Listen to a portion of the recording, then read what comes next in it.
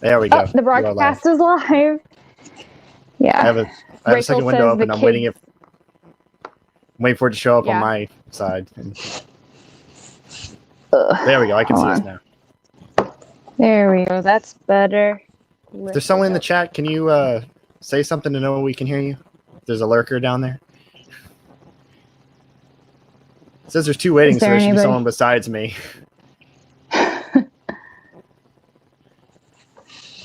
Fun of live streaming for the first time. Like, I have no idea what I'm doing. Oh yeah, no, Yumi does ours. Like, I see Kelsey. When we do our book club thing, Yumi is the one that does ours. So how have you been? Good. How have you been? I'm surviving. Yeah. How are you, Kelsey? Everything's been crazy. Yeah.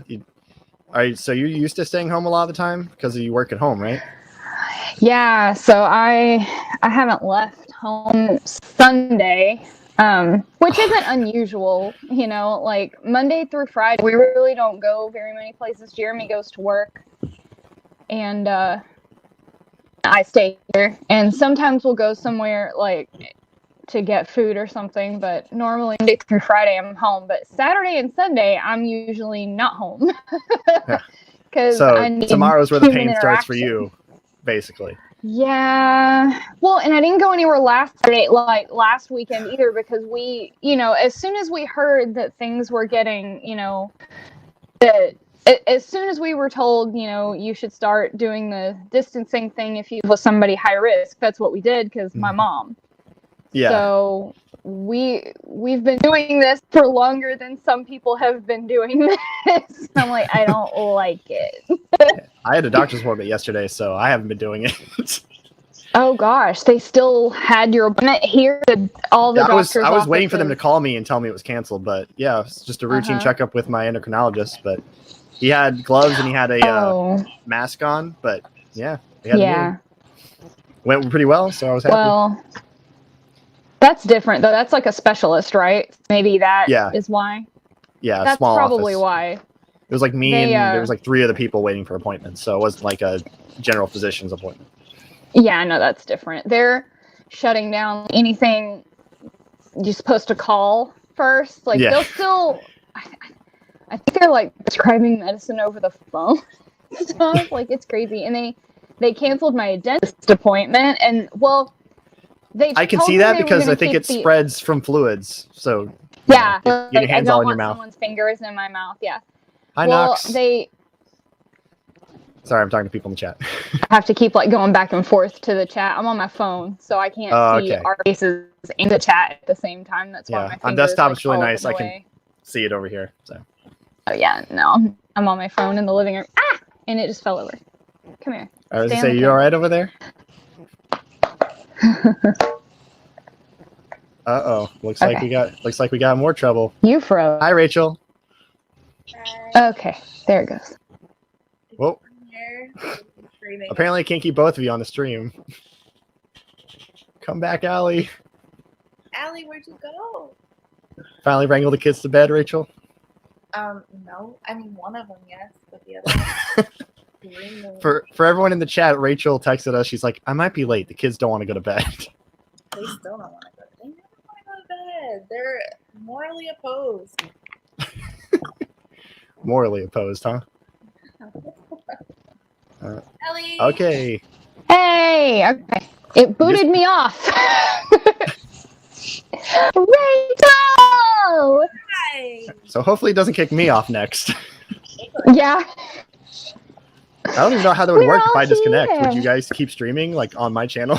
Yes. You guys just get me in trouble. You start saying whatever you can to get me shut down. Where's pretty that much to read now?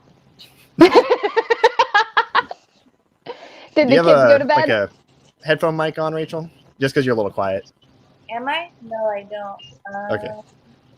Are you having to whisper? No, not at all. I'm loud. Okay, you're a little better now. I don't know if there's a way I can adjust your audio on my end or not. She leaned closer. Okay. Up close and personal. Hi, Dia. How you doing? It's Dea, right? think she put on Twitter that it was Dea, not Dia. Yep. I'm like scatterbrained all the time, so I'm gonna apologize. Y'all are gonna be talking to me, and I'm gonna be like talking to people in chat. It's just gonna happen. That's You gotta fine. accept it. Good. So I can't see the chat and everybody, so I have to like push a button or whatever. So I'll just stay out and you can talk to me. Okay. Well, when we start getting like actual conversation, if people start asking us stuff, I'll put the question up. But people are just kind of saying, "Hey, what's up?" Oh yeah, they can do that. Yeah. And I just want to say for everyone, coronavirus is kind of dominating our life right now. But I would love if we could keep that talk to kind of a minimum, because I would like that to be kind of an escape for the night. Yes. So there we go. Mm-hmm. I wish there was a better way to lay this out besides the like vertical slits. I know. Because it's like you get zero room to work with. Yep. I don't want to click any buttons because I don't want to kick anyone off. So. Yep. Allie, you're muted. Oh yeah, you're not working. Talk again. Nope. You were there for a second, then you. Oh. And down she goes. Dang. So how have you been doing, Rachel? You missed the intro. I'm okay. I don't feel like anything's really changed for me since I'm a stay-at-home mom. The only difference is that my oldest isn't going to school, so that's the only difference. But my husband's been working from home, so that's nice. That's really it. That's my life, is stay-at-home mom. Hi, friend. What happened? Hi. So I got a phone call, and apparently if I get a phone call, it boots me off of here, and no one ever calls me. So except for now, right? Except for right now. It was my cousin, so hopefully she won't. If it's an emergency, she will keep calling back and coming back. So if I suddenly leave, it's because something crazy happened. If she calls back again, I'll answer and be like, leave me alone. Okay. Hi, Megan. How's it going? So what are you guys reading? Last night I restarted Nevernight. You know how I feel about that. we all feel. I was going to say, because I got to tell on Rachel a little bit. Rachel's had my copy of Dark Dawn for like 4 months right now. And she still has not finished it. And I actually noticed something at the start of Nevernight that sets up something in Dark Dawn. And I was like, this would be cool to mention to the ladies if we had all read it by this point. You can although I don't know if everybody's in the chat has read all of it. So I was going to mention it before we went live. Oh, okay. No, I'm not going to spoil it for people in the chat. That's just me. Okay, you're gonna, after this is over, Zach, you're gonna need to text me so you can tell me, because I have read it. I will. Oh, Linda's here. Hi, Linda. Hi, Linda. How's it going? Nox, yes, you need to restart Nevernight. It's so good. Well, it's this month's pick for Paper Cut with Cindy, Jordan Harvey, and Paperback Dreams. So lots of people reading it for the first time, which will be exciting. I wish I could discover it for the first time again. I loved it so much. Well, it's funny because I'm buddy reading it with Kat, and we had agreed on like up to chapter 6 or up to chapter 7, whatever it was. And like, I'm sure we all remember our first time reading it, the italics. Like that first chapter just screws with you. And you're like, what the heck am I looking at?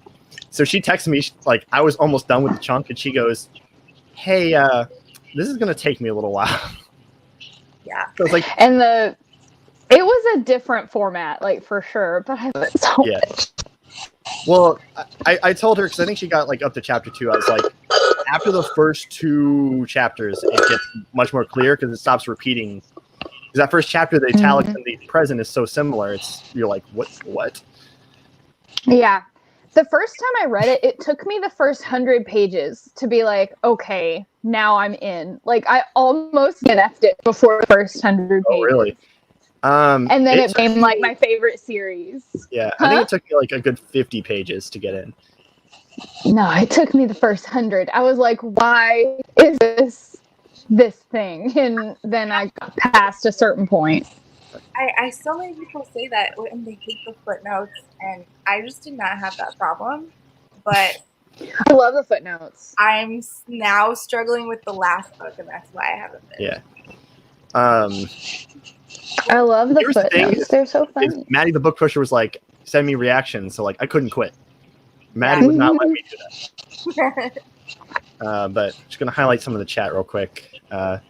So Nox, I'm starting Lair of Dreams after audiobook-thon's over. So there's that.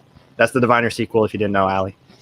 Oh, Lair of Dreams. I was like, what's Lair of Dreams? But it's Diviners. I And still need to read Diviners. You need to get on Nevernight. And Allie, yes, get on the Diviners. The first book is kind of slow, but it's really good. Yeah. And then also we need to can read we it. take a moment to appreciate Claudio up here at 2 a.m. 2 a.m? 2 a.m. What a trooper. Thank you for being here. My gosh. Claudio's great. I love Claudio. The best. If you guys Aw. haven't seen Claudio's channel, you guys should check him out. Just saying. I haven't. I'll have to add that to my list. He was Claudio Corvier, but now he's Claudio Can't Read because apparently Claudio can't. everyone who has Corvier in their name has to change it because Allie changed her name too. Oh. Allie, I did Allie notice Corvier, that Allie changed it. Allie Corvier is Allie Enchanted now. Yeah. Oh, that's right. Mhm. Yeah. She's been gone. I'm kind of worried about her. I hope she's okay. I think a lot of people are staying off of social media right now, so. Yeah, well, I just did it, so I can't say anything. Yeah. I mean, it's trying times socially, so. Yeah, it's good to take a break. Yeah. I'm just not looking at the trending pages or like the search pages or like anything. Anything that has to do with news, I'm not looking at it. I'm like, you know what? If there's anything I need to know, my husband will tell me. That's how I'm not looking at anything anymore. I'm done. Hey, honey, you're taking the emotional bullet for me, by the way. Well, I'm just, like, if there's like an order that like the governor just looked and had an order, and like I wouldn't have known if somebody hadn't messaged me about it. Yeah, we just actually went on curfew. I'm not today, doing this anymore. So, Wait. Really? I think it's Wow. Orlando. Yeah. Right, Orlando. Curfew. Yeah, 11 to 5. You're not supposed Everything just froze. Oh, Faith Okay. lives in the chat. Faith says that she's in Florida too. Yeah. Oh, exactly. nice. Both living in Florida. We got 3 Floridians up in here. What's that? Oh, Megan too. 4. Hashtag worst state. Oh my gosh. Hashtag worst state. Rachel, am I wrong? No. Oh. The worst. I love my state. I just hate our government. Can't Yeah. relate. I mean, I hate Florida. Ohio also has a special place at the bottom of my heart. Like, because Hey, things happened. It's not Ohio's fault. I was born in Dick. It's literally the most petty story. So, like, it's You literally told me amazing. this story. You've told this story. It's Yes. hilarious. In hindsight, yes. At the time, it sucked. Well, yeah, but it's hilarious that that's the reason you've hung on to hating an entire state. Yeah. For some reason, Kelsey, I know Texas you're from people Ohio. don't like That's kinda why I said Oklahoma. it. Yeah. I guess I'll go ahead and tell the story since people in the chat seem to be Do it. interested. So it's Do kind of it. a multifaceted thing. One, I have family from Kentucky and family from Michigan. So Ohio is kind of that boring state in between where if you kind of drove through and there's like nothing. You have to agree with me on that one. There's a lot of big empty spaces in Ohio. 100% agree with that, yes. 2, my dad's a big sports fan and he loves Miami, and Miami Ohio State's a big rivalry. So like I just kind of associate Ohio with him being pissed off. But like the real story is I was in a indoor drumline group, and the the national finals every year is in Ohio. So I got to do it, and it was like the most terrifying experience of my life because I was a homebody goody two shoes, and I was with like high school and college kids who did what high school and college kids do best. They partied, and I was like, "Mom, I'm scared. Can you pick me up?" They literally like this airline had put a plastic page protector over the smoke alarm so they could smoke pot in their room. So like, yeah, that was my week, and like it was so like traumatizing, I guess, that like I just always associate Ohio with that story. But I got nothing against the people of Ohio. It's just like unsacred ground. My husband a dirty look right now because he was born in Ohio too. I just literally said it. I have nothing against the people of Ohio. No. One of my best friends is from Ohio, but she's a lot like you, Zach. Like, she was real sheltered and stuff when she was younger. Yeah, as I say, it's like literally not even Ohio's fault. No, you just got around some rowdy kids and you didn't know how to handle it. Yeah. Aww. Zach was cute. Taping of this snake detective. I thought my neighbors did that, although I can still smell their pot. Oh, God. I guess this is another funny story. If people in the chat want us to talk about something, you can leave it down there. Maybe we'll talk about it. But the first time I smelt pot was actually my dad and I was 13, and we went to a Kiss concert, and people lit up around us. And I remember going, what the hell? And my dad, who can't smell anything, he's like, yeah, it's pot. And it's like, he dropped it so casually, I didn't know what to do. So I was like, okay. And we got home that night. I'm like 8th grade. So, I'm kind of like, I love you, but also stay away from me, parents. And like, I'm preparing my lunch for the next day. And as I said, he can't smell anything. He just goes, walks over to me and smells me. And he goes, dude, you got to take a shower. Put your clothes in the washing machine. I was like, why? And he's like, because you still smell like pot. And your mom's going to think I gave it to you.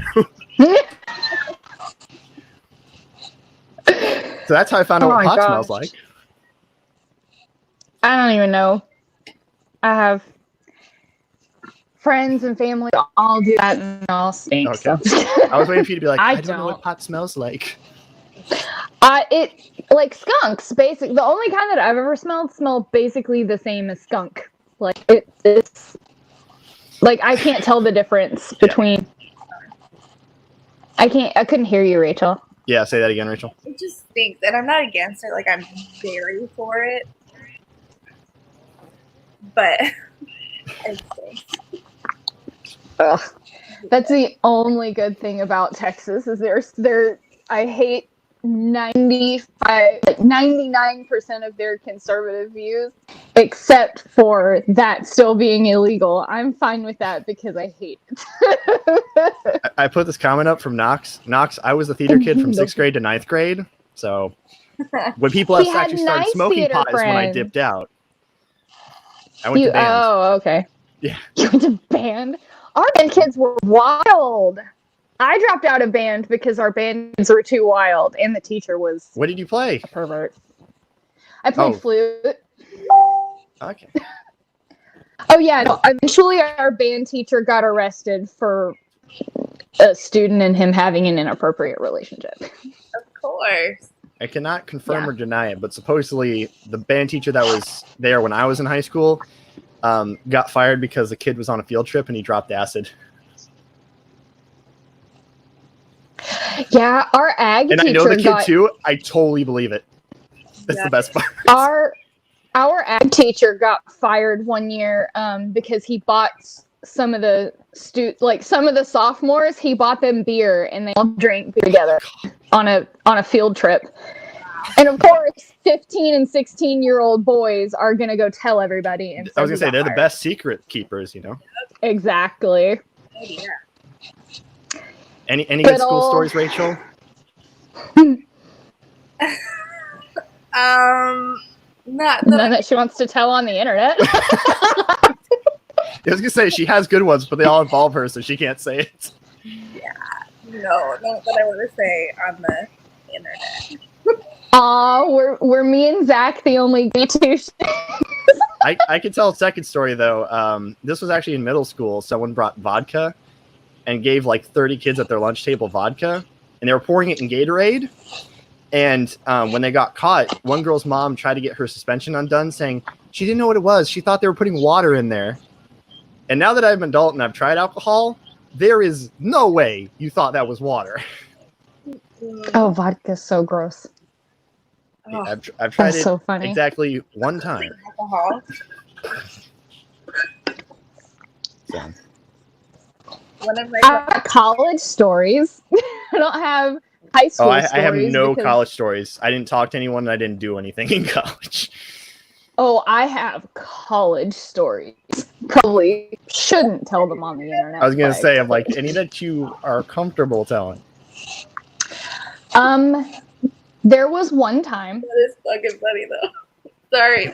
Does your husband keep checking in on my stories? No, my husband told me to tell you a story about his cousin, but it didn't happen in high school, so it doesn't technically count. Okay. What's the story? Now I'm curious. She left us hanging.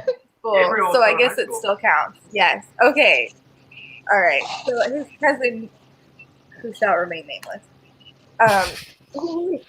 I was living in a apartment, a condo that my aunt owned, and Ferris was staying with me, and he was we weren't married at the time, and his cousin came over, and his cousin got really drunk, and then decided to go streaking, and this particular condo I was living in was first of all, it was a 65 plus community, and it was on a golf course, and cousin decided to go streaking across the golf course in the dark. No cover. And then he couldn't find his way back to my apartment. So he found the right one and started banging on the back door of one that looked similar, screaming, "Oh, let me in!" And so Get arrested? And we had no idea where he was the whole night. And it turned out he got R&R, which means he had to spend the night in the drunk tank because he got arrested. The old people called the cops on him. Yes, he did. Yes, was this Florida or Ohio? Because Claudio's like, that sounds like Florida. Florida, 100%. It was Florida? Okay. It sounds like Florida. He would have just been like, go home. Oh my gosh. Yeah, that's the thing. People will share Florida Man headlines with me, and I'm like, that's not even the bad stuff. It's like a slow Tuesday news story. That was a Florida Man story. I mean, and I think we've all experienced one. Oh my gosh. That was mine. That's I love funny. Florida Man stories. They're great. I love Florida Man stories. I also hate them because it means I have to live with these people, but... Well, that's the thing. You know, everyone's like, oh, you're from Florida. You deal with Florida Man? I'm like, I live in Orlando. Florida Man stories come from, like, Bithlo. Or, like, you know, the hick towns in between the big cities. Or in Clearwater, where I live. Well, there's a certain reason Clearwater is infamous, so we're just not going to go there. I don't know any of these references. Scientologists. Oh. They own lots of land in Clearwater. Clearwater. I thought that was in Utah. That's Salt Lake City. That's Mormons. That's Mormons. There's the Scientologists and the Mormons mixed up. My bad.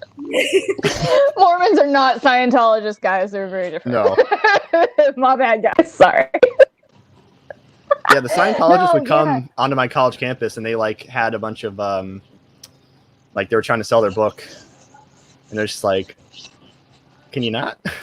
Of course. Oh my god. They have TV well, I went to college in Tampa, so like that's like what 30 minutes, 45 minutes from Clearwater. So. Yeah.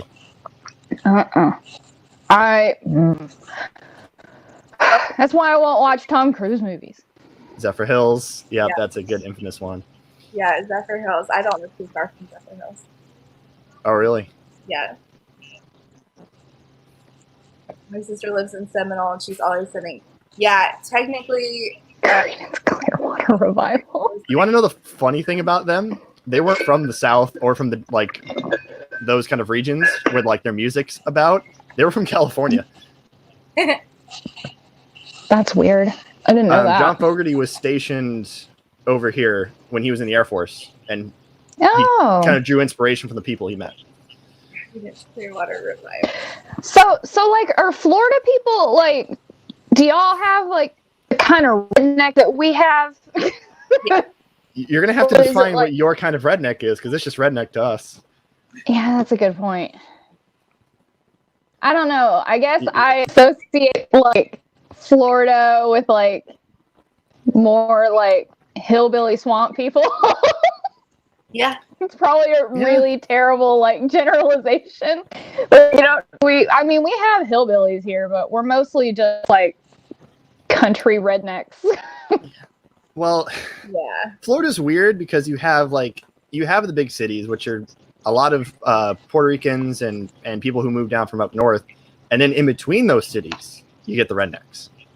So like, if you come to Orlando, you're not going to meet Florida man. If you go like 30 minutes that way, you're going to meet Florida man. And I can vouch for that because my mom does live 30 minutes from Orlando in a town called Bartow, and that is a very redneck area.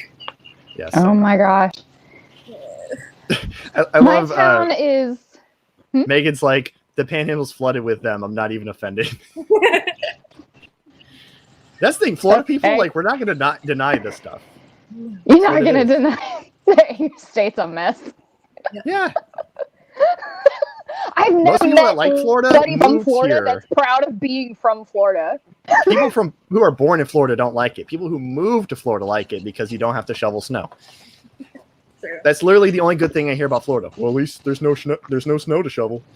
Okay, well, there's no snow here, and we have good Tex-Mex, so move here.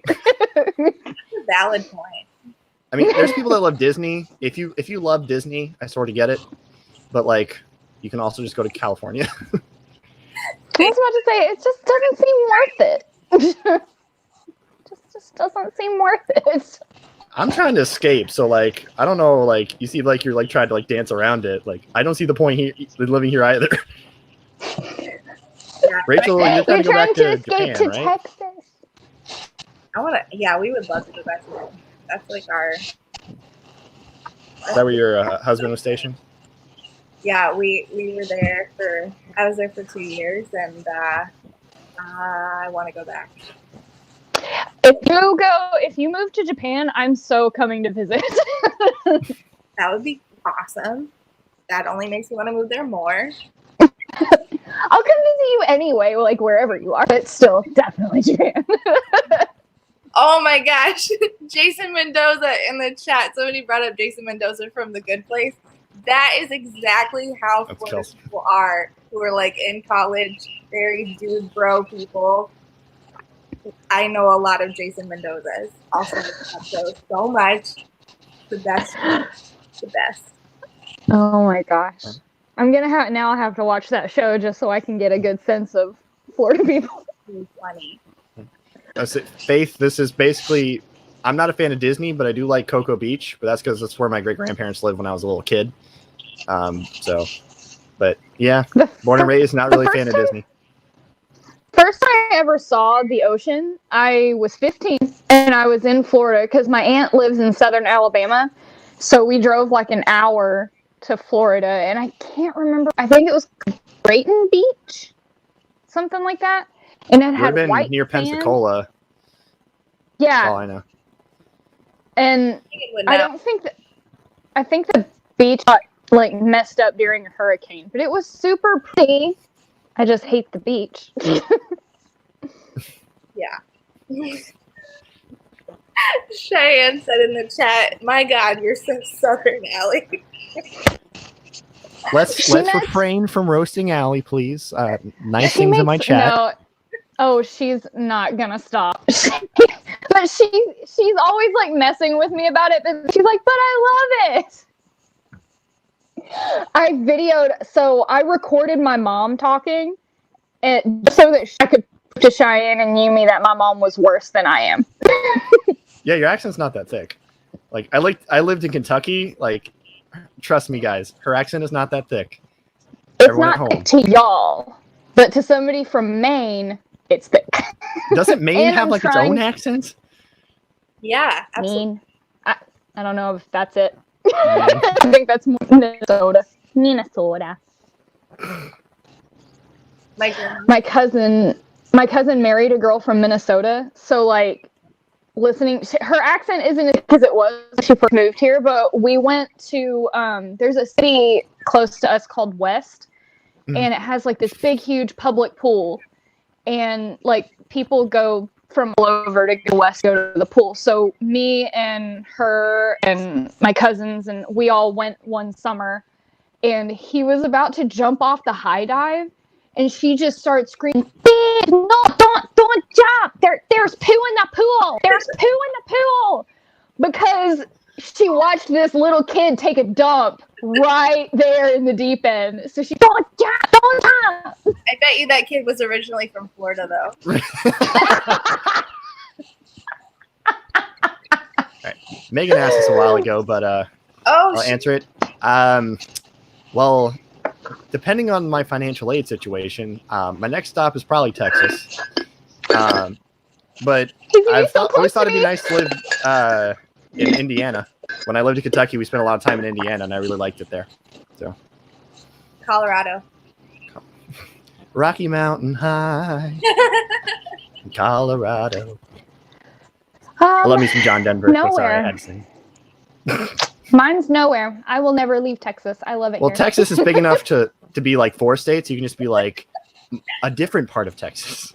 That's true. San Antonio. I wouldn't hate moving to Austin. I wouldn't hate not living in the country. Like, I live in a rural town. I have a possum that lives in my attic.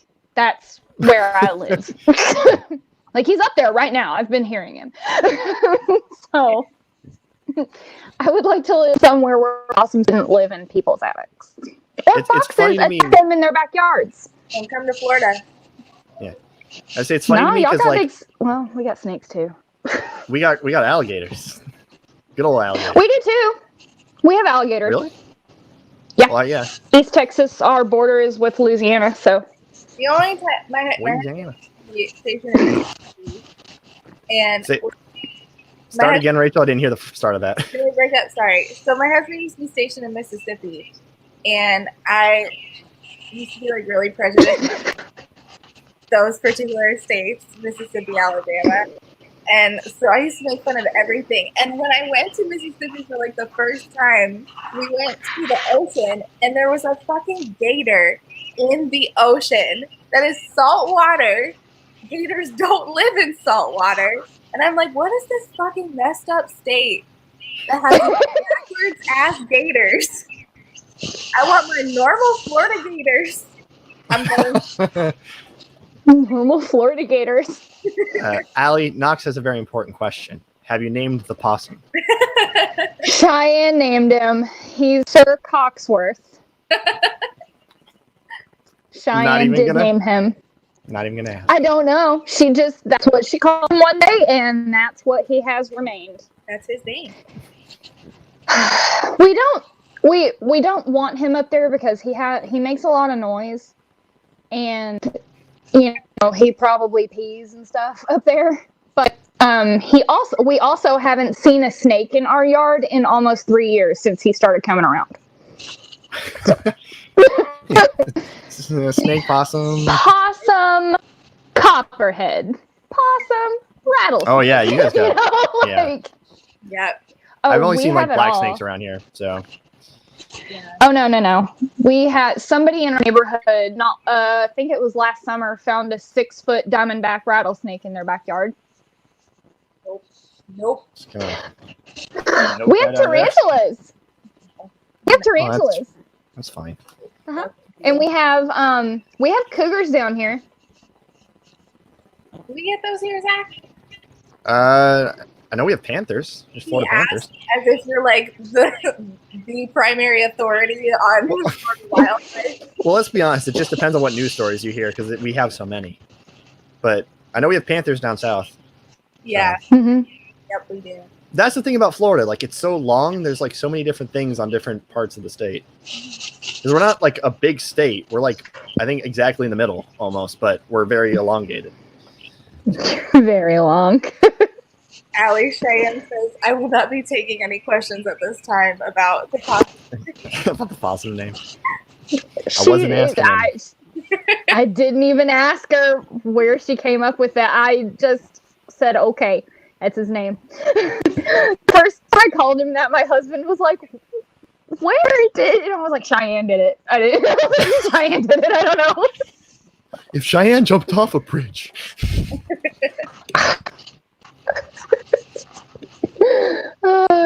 Yeah. Okay. So my college story, the one that I will tell. Just circle the conversation back around like 20 minutes. Back around. So I was not 21.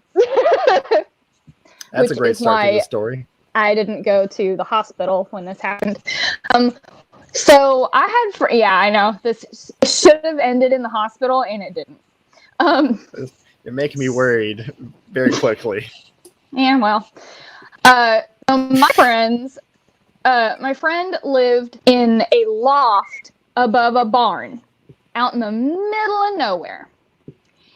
And she had fields all around the barn and like middle of nowhere, nobody was around. And we used to have bonfires out there a lot. And so one night we had a bonfire. I think, it was to the side of the barn. We would do it in a couple of different places, but I think we had it in the goat pen this time. And I love goats. I don't drink, like hardly ever. And back then I had very Texas story so far. Yes. It doesn't get any less Texas, believe me. So, and I've always been kind of a lightweight. I'm not like I'm very big. I'm very small. So I can't hold my liquor. And back then I didn't have the weight that I have on me now. So it was even lighter. So I drank maybe one Smirnoff and I was done. Like a Smirnoff Ice or... Okay, I was going to say, what is one Smirnoff? Did you drink, like, the bottle of vodka? Because that would kill you. Nope. That was 12 years ago, so I have no idea what it was. And I think I had a little bit of something called hypnotic. Do y'all know what that is? No. I don't either. Right? What? That blue shit, right? That blue shit. Yeah, that blue shit. So... That blue thing. Yeah. So I say that I wasn't totally drunk, but everybody else that was at that party will tell you that I was very drunk.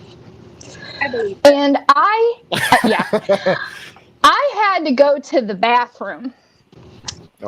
So in this barn, there's a loft, and then underneath it is just this big open garage, but it has a toilet in there. So that's where we would go to the bathroom. And I thought, for some reason, that somebody was racing me to the bathroom. Nobody was. Okay, I just want to highlight the fact that she just swore she wasn't that drunk, and then follows that up with, I swear someone was racing me to the bathroom. Well. Just continue, Alex. I swear I thought somebody was racing me to the toilet, and I really had to go. So I'm headed toward the bathroom at a very quick pace. And I mean, I've already, once I hit the door, I unbuttoned my pants. And I was getting ready to go back to the toilet because I had to go to the bathroom. But it was dark, and I didn't see. So she had this dog. It was a very big dog. And so instead of just having a little water bowl, it had a bucket. Don't tell me you pissed in the dog bucket, bucket, please. No, I stepped in the dog bucket. Okay. Whole leg in the dog bucket. It looked like a cartoon. I hit the dog bucket and it slid.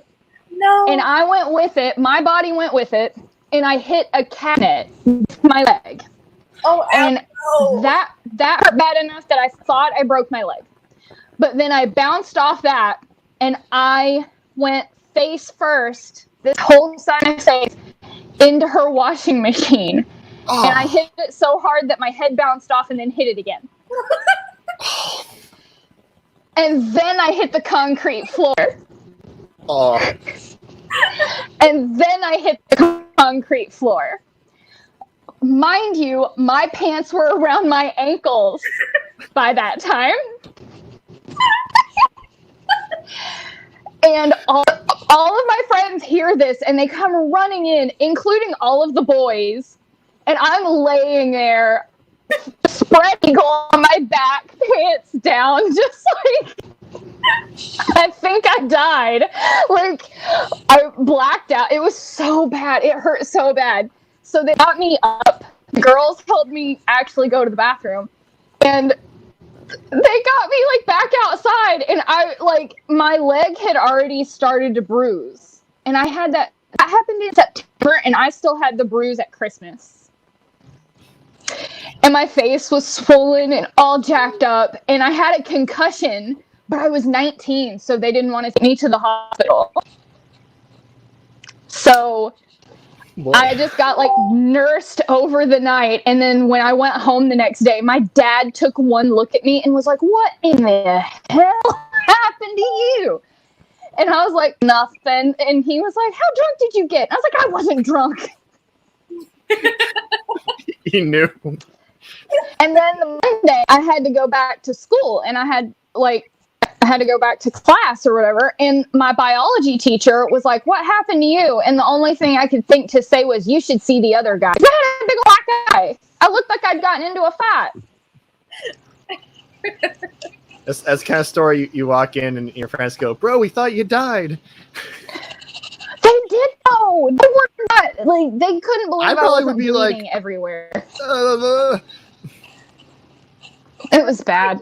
Kept going, like, first you think you're racing somebody, and then you step in the bucket, and then you slide across. Then you hit the cabinet, and then you hit the washing machine, and then you hit the floor. It really is like a cartoon. It's like really I was gonna say it's a slapstick cartoon, yeah. And it happened. I've got witnesses.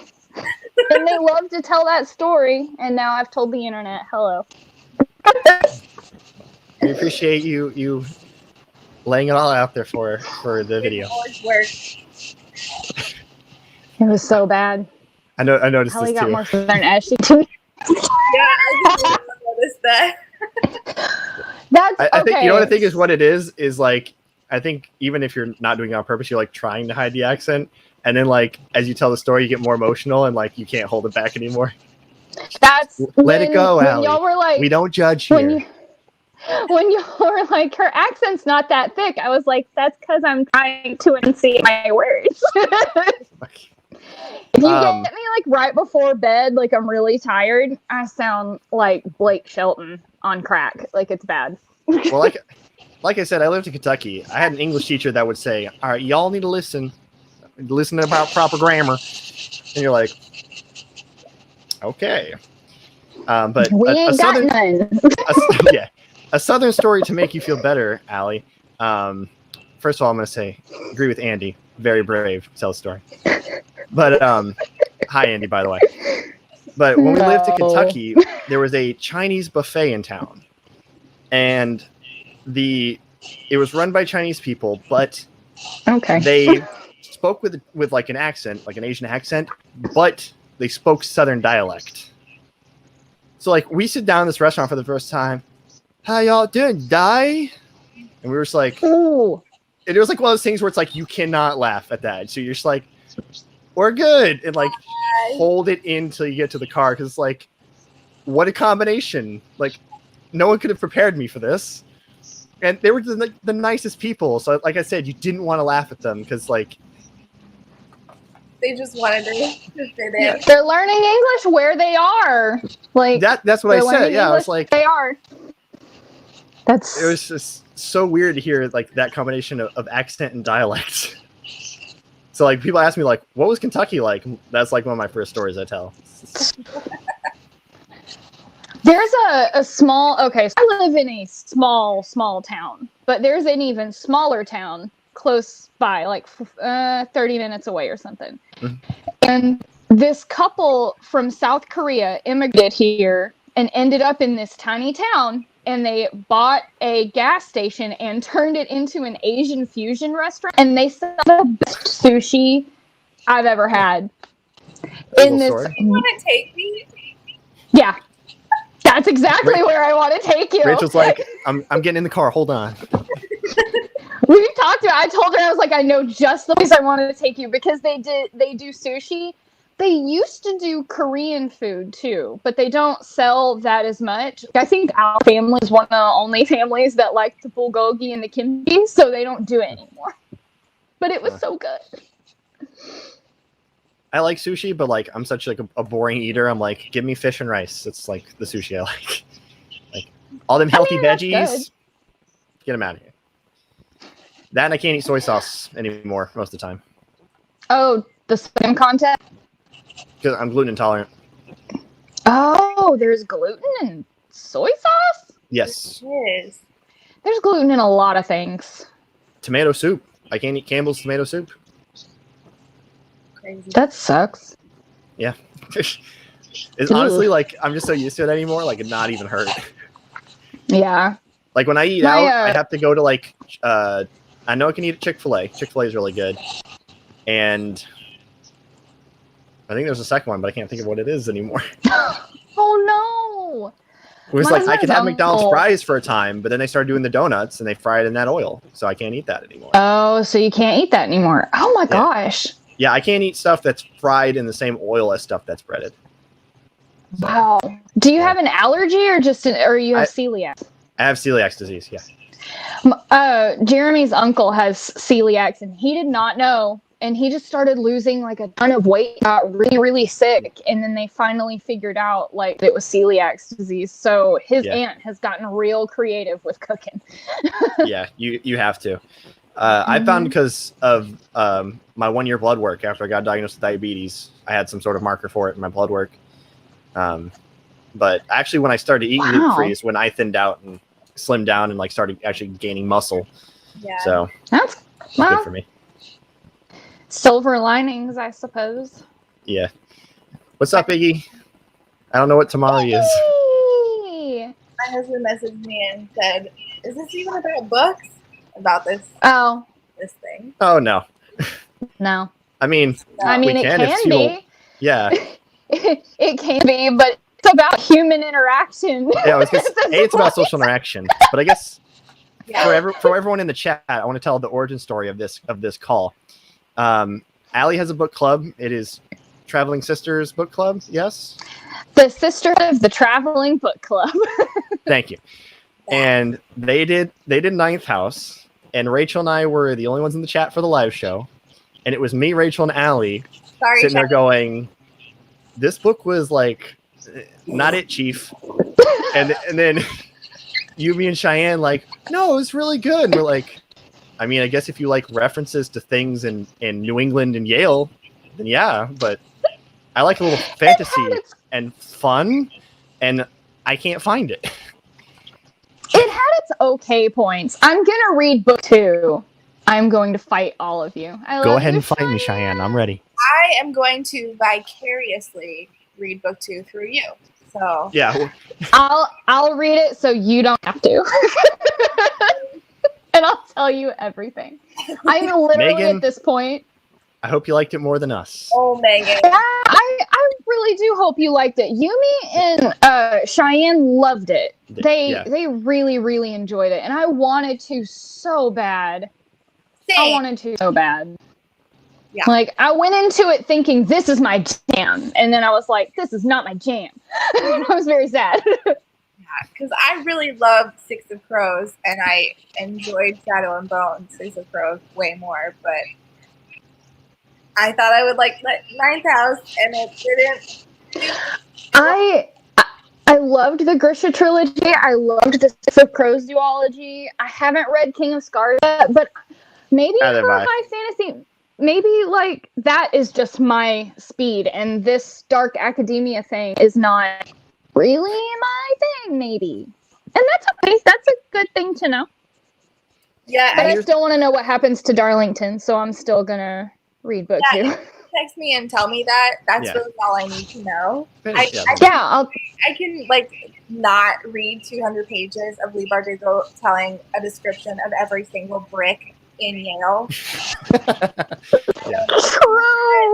We don't want to spoil anything for you, Megan, but This is an odd comparison I'm gonna make, but I'm rereading it at the time, so it's like prime in my brain.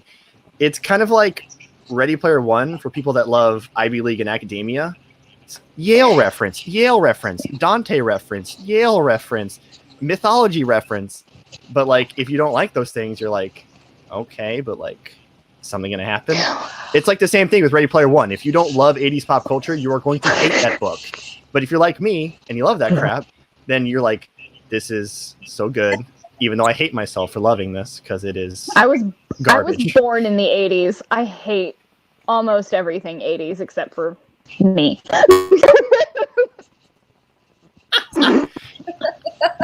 The hair, the music, the clothes, it's all bad. There's so much 80s music, you can't not like some of it. 80s movies were good, though.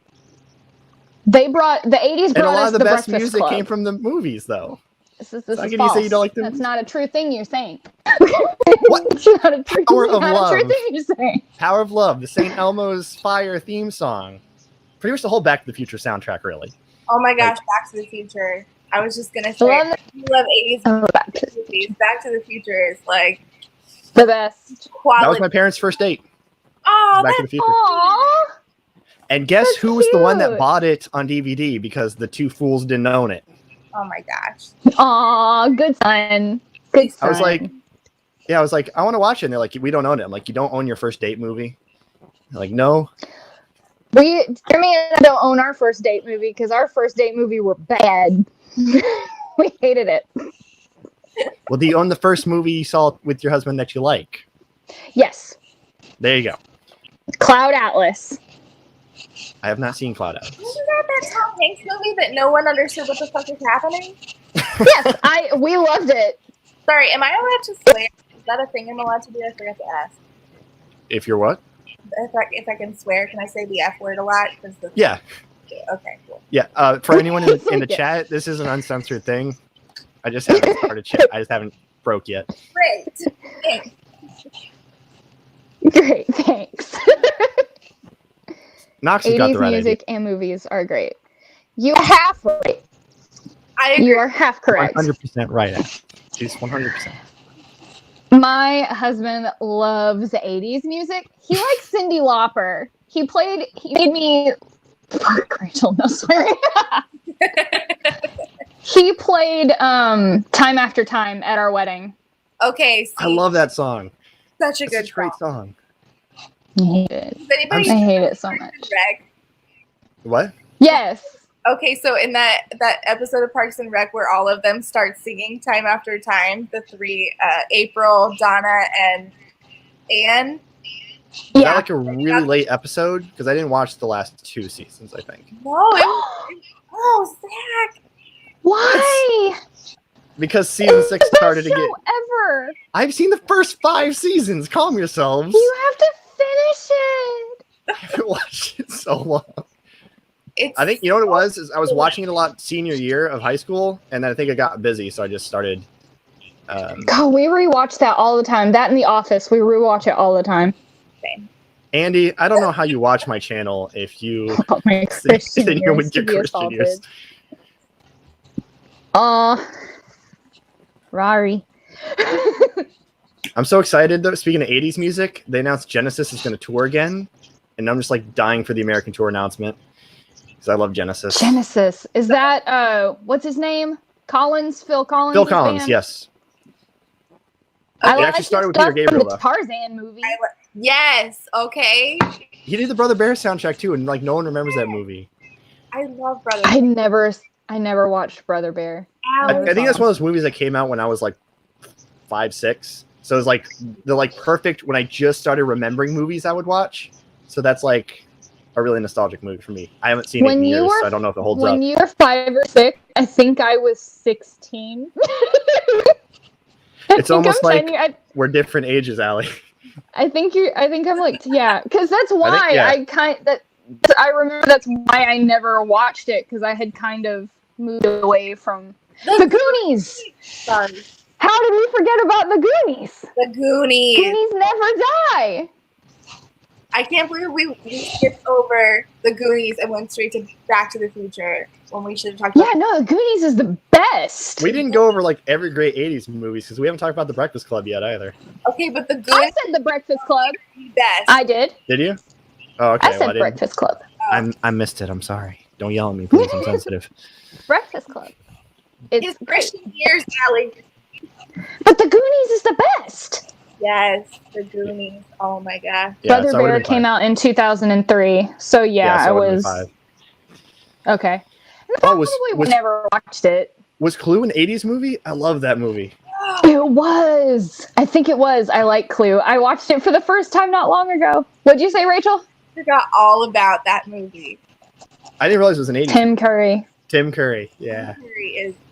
I used to watch him in The Muppets Treasure Island. Oh, You like that movie too? Oh my god. That's my favorite Tim Curry movie. I was just about to ask you guys, what's your favorite Tim Curry movie? Mine is Muppets Treasure Island. Muppets Treasure Yes! yes. High five. I knew we were soulmates, Rachel. I knew it. You know what my favorite line in that whole movie is Tim Curry's when all the pirates come together and Tim Curry goes, "Make it good, boys. This is my only number." I love it. When we got Disney Plus, the first movie I watched was Muppet Treasure Island.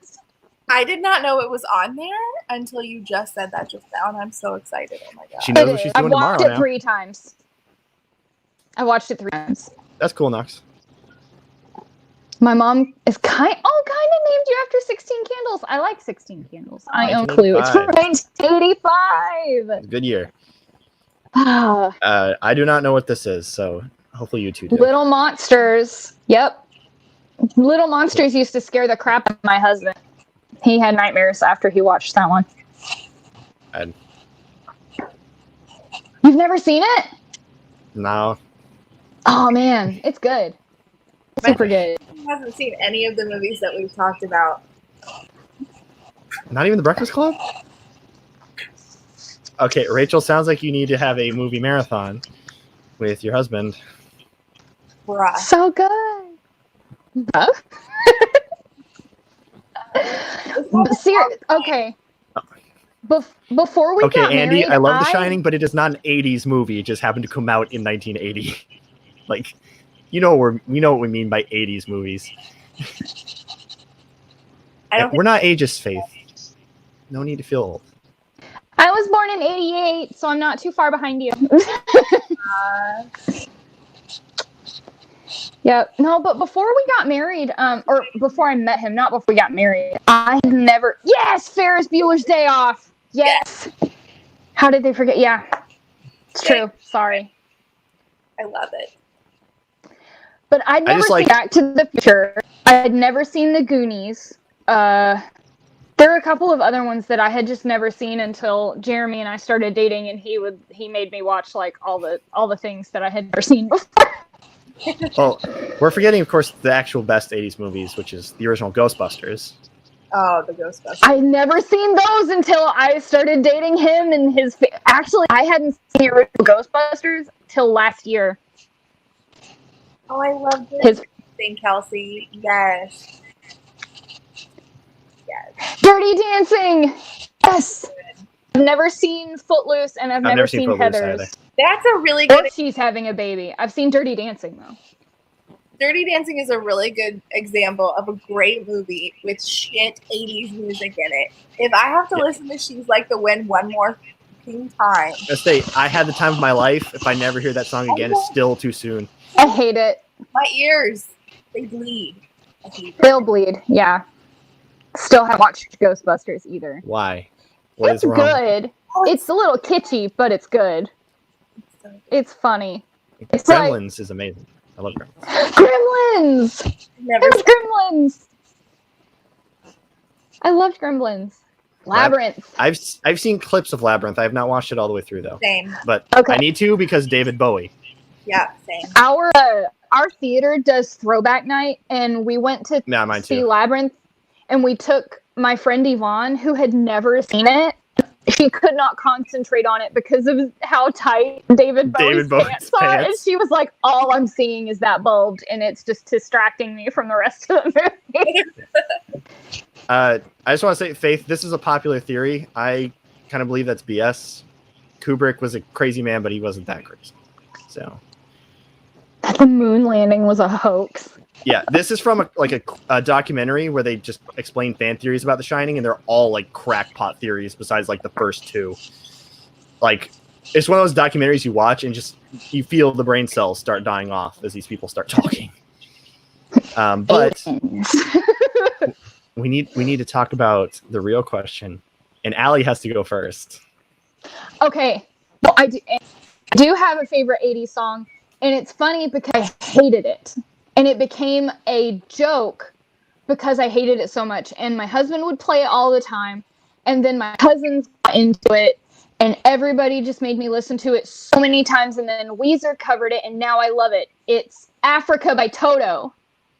Africa's a great pick. I love Toto. Oh, I hated that song. I hated it so much, and now I love it.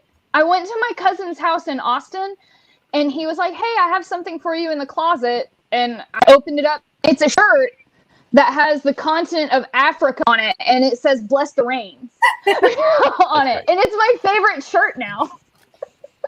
I love Toto's Africa, but like Weezer's Africa, like I hate it because I keep going to Wawa, and they keep playing it, and I walk in and I'm like, Africa's playing, and I'm like, oh, it's the Weezer. I love Weezer. When we got our new car, I turned it on to drive it for the first time, and Africa was playing. I was like, this song just chases me around everywhere. I love it. All right, Rachel, you have a favorite 80s song? You can name favorites if you own one. We already mentioned it. It's Time After Time. Time After Time? Okay. I love it. You and Jeremy, we get along real well. My favorite song is Invisible Touch by Genesis. Which I will never get tired of. Didn't Genesis do what is that? Disturbed covered it. Land of Confusion. What is it called? Land of Confusion. Yes. Yeah, I found out about Genesis and Disturbed through that one song. Because I heard their cover, my dad's like, well, this is a cover of a song, and so he introduced me to Genesis. Because I think I heard Disturbed's cover on the radio. Disturbed is my favorite band. They have been since Disturbed. I was 12. Kelsey, this is the 70s, but that's good. That's good taste.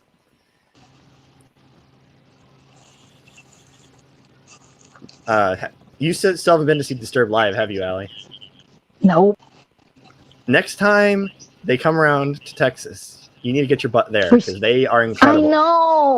I know. I had a chance to go when I was in college, but I would have missed a test that I could not make up, and it would have flunked me.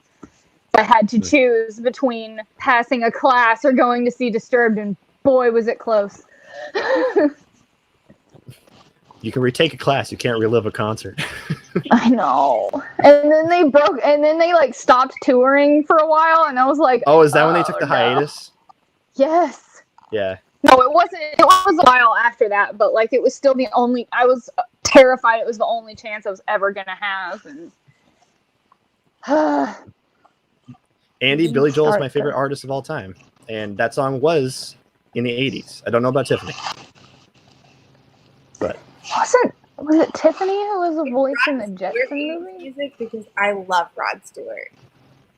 Oh, you like Rod Stewart? None of the. I have mixed emotions about Rod Stewart. Was Bon Jovi active in the 80s? I like. Yeah, that was their big decade. I like Bon Jovi. So, do you like hair metal? Is that some 80s music you like?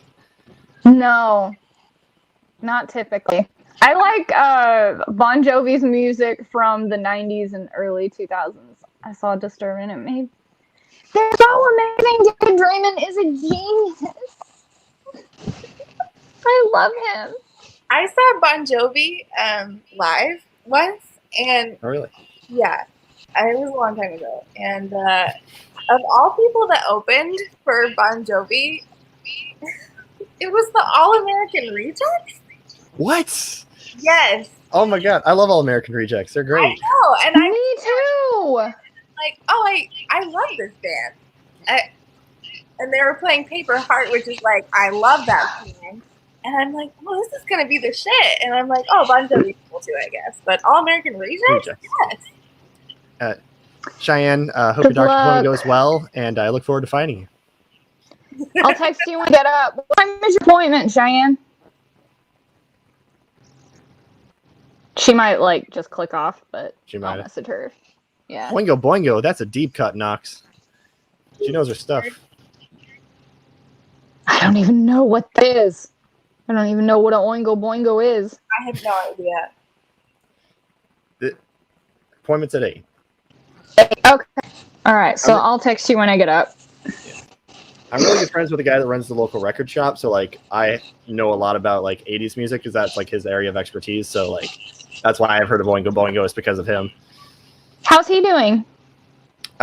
He's doing all right. He's home now, which is good. Oh, he was on the cruise ship that was being held outside of San Fran before the world lost its mind. Yeah. So. Glad he's home. Yeah. Kelsey, this is not what you should say in my chat. She's like, maybe I like 70s music. Oh, I will agree. Most of my favorite music comes from the 70s and the 60s, but the 80s had more than its fair share of great music. Zach, you would have loved my dad. Of course I know who Danny Elfman is. Put a pin in that, Allie. Nox, what are you trying to say? Like, is this like a personal attack? You think I don't know who Danny Elfman is? Like, he's not that young. Batman 89? Like, singing voice of Jack Skellington? Like, you don't think I don't know Danny Elfman? I don't know who Danny Elfman is. You don't know? Well, there you go. Have you seen The Nightmare Before Christmas? Yes. He wrote the music and he was the singing voice of Jack. Oh, okay. He also did Tim Burton's He did a lot of Tim Burton movies. Yeah, he does a lot of Tim Burton stuff. And then he randomly did like 50 Shades of Grey soundtrack, and everyone was like, "Danny Elfman, what are you doing?" He did? I didn't know that was him. Ew. I'm pretty sure. Like, I think just the first one. That's weird. I mean, it's a paycheck. Yeah. Yeah. Have y'all read those? You want a third yacht, so you can do what you got to do. You read them, Rachel? I did. Read what? I read them when I was going to Bible college. Oh, are you talking about 50 Shades of Grey? Yes. Yeah. Y'all just do that. I'm just going to check the chat because I have not, and just y'all go off. Oh no, it's not good. It's not good. It's not well written. It's not a good thing. It's not good. I read it just because they were talking about it like at my school, and I went to Bible college, and they were talking how bad it was, and I was like, well, I don't judge things until I read them, and then I read it, and I was like, oh well, I see why this is not a thing that a Christian college would want you to read, but also it's terribly written. That's the unforgivable thing for me. Tried to argue with me. He got like real excited when he heard that I hated them, and he was like, okay, wait, why'd you hate them? And I was like, because they were poorly written and they were shit. And he's like, okay, I'll give you that. I was like, okay, then we're done here. Like, yeah, that's all. What do you mean you'll give me that? That's the whole argument. I win. I've seen a few rant reviews about it, but I've never actually like read or watched the movies. It's bad. I've watched Paperback Dreams rant reviews of them. That's like all I need. Yeah, that basically covers it. Kat's really in depth with her reviews, and she did a really good job on. All I can think is that one Jack Hyde, fiction editor. I can practically like the most ridiculous ramble off like all my favorite YouTube rant reviews, but like you asked me like what I had for dinner yesterday, and I'm like, food probably. Food probably. But like, I can name up, like, you asked me, like, what about this rant review? I'm like, oh, I like this joke and this joke and this joke. And I watched it on a Tuesday the first time. Like, if only I was this good at my college classes. I keep waiting for Ghost to make an appearance, but I was actually gonna mention that earlier, and I forgot. I was gonna say, are we gonna get a kitty cameo? I don't know. I think he might be still. I took a nap like right after work, and he curled up with me and took a nap with me for a while. So I think he might still be in there. When I first came in here, he followed me in here, but he might have gone back. I don't really know where. He's a little camera shy, Allie. You gotta It's okay. He is not. He's not camera shy. I have tried. Well, he doesn't like taking pictures of him, but it seems to when I sit in the floor to do live streams and stuff, he wants to be all in my face and on things. Hi, baby. Is that Artemis? Raven. Raven. How is the cat war going, Rachel? These bitches. So if anyone in the chat hasn't seen one of Rachel's recent videos, her cat started fighting in the middle of it. She's like, I'm in the middle of a cat war. There's the context. If they had knocked over my tripod, I think that I would have disowned both of them because they're so bad. I have cleaned blood off the walls before. They are horrible to each other. Oh my god! But they're so sweet to me. I found a cat toy. So maybe if I wiggle the cat, they'll come. Sorry guys, I have no pets to hold up. What's So. your cat's name or your daughter's name?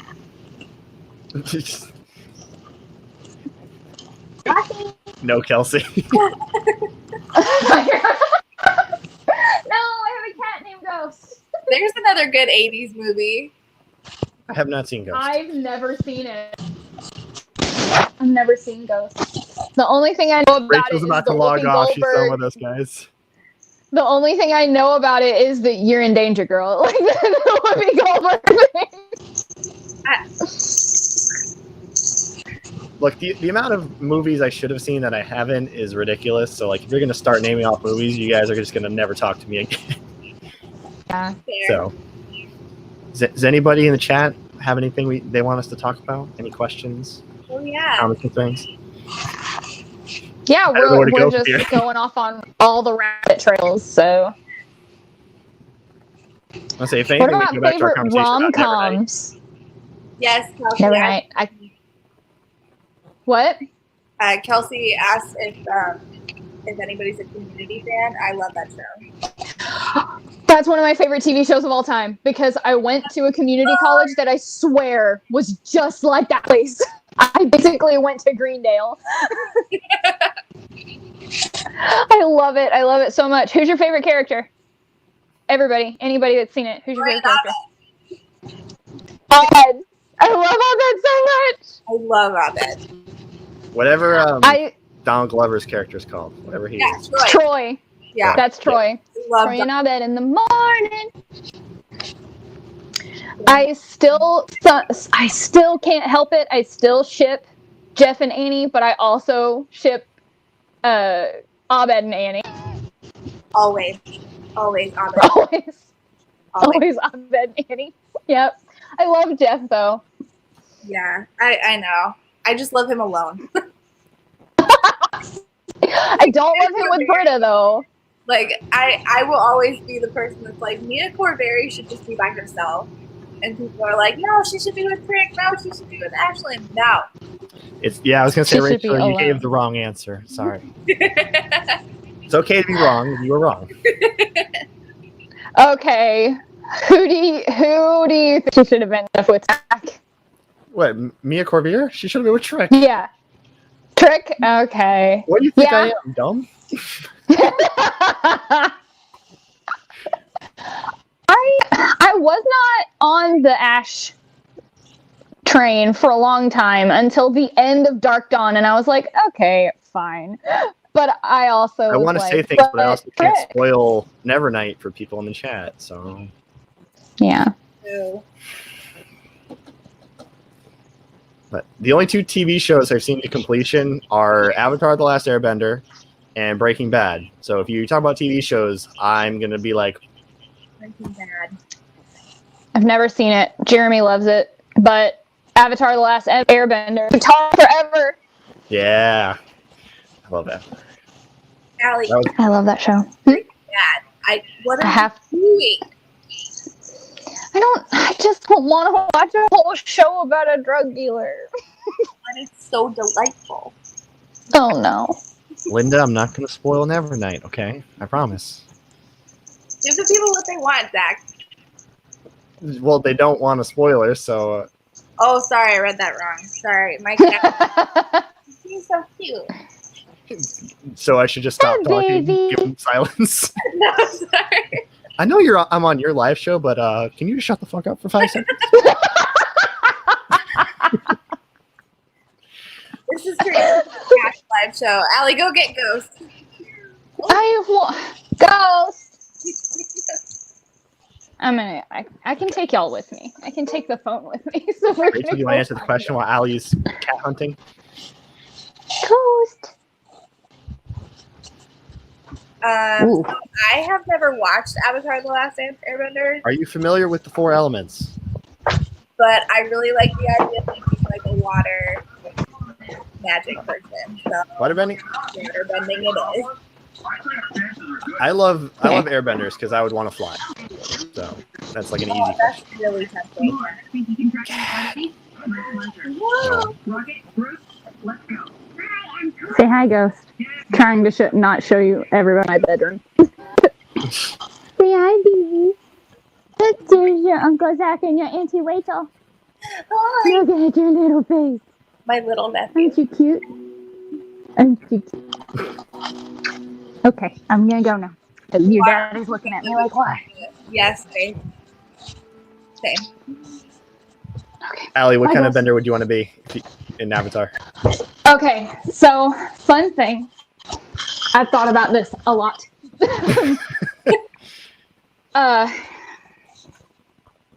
I'm terrified of fire, but I still feel like I would be a firebender. I was gonna say, It's I was just my actually gonna guess personality. firebender. Yeah. It's just my personality. That tracks. What? What? That tracks. I feel like that matches your personality. Well, it's like Slytherins are like Yeah. inherently firebenders, so like, Yes. Even like though Slytherins are the water element, we're technically like the water element. Gryffindors are the fire element for some okay, reason. but like how the nations actually are in Avatar, Slytherins are always firebenders. Whatever. They're good firebenders. I'd be a good guy. There are actually, yeah. I'd be It's like, like they're one good of the Slytherins. 3 good guys. 3 good firebenders.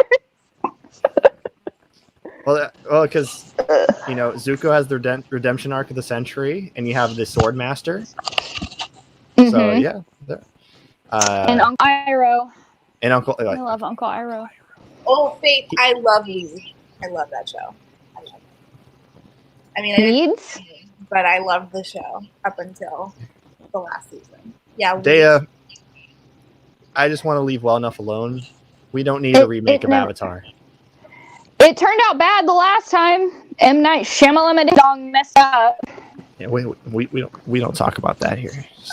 It never happened. That's what What didn't happen? What are we talking about? Exactly. It was Iggy, so if you bad. remember, bloodbending was a bad. Ooh, see, that's the only reason I would want to be a waterbender was to be to be a bloodbender.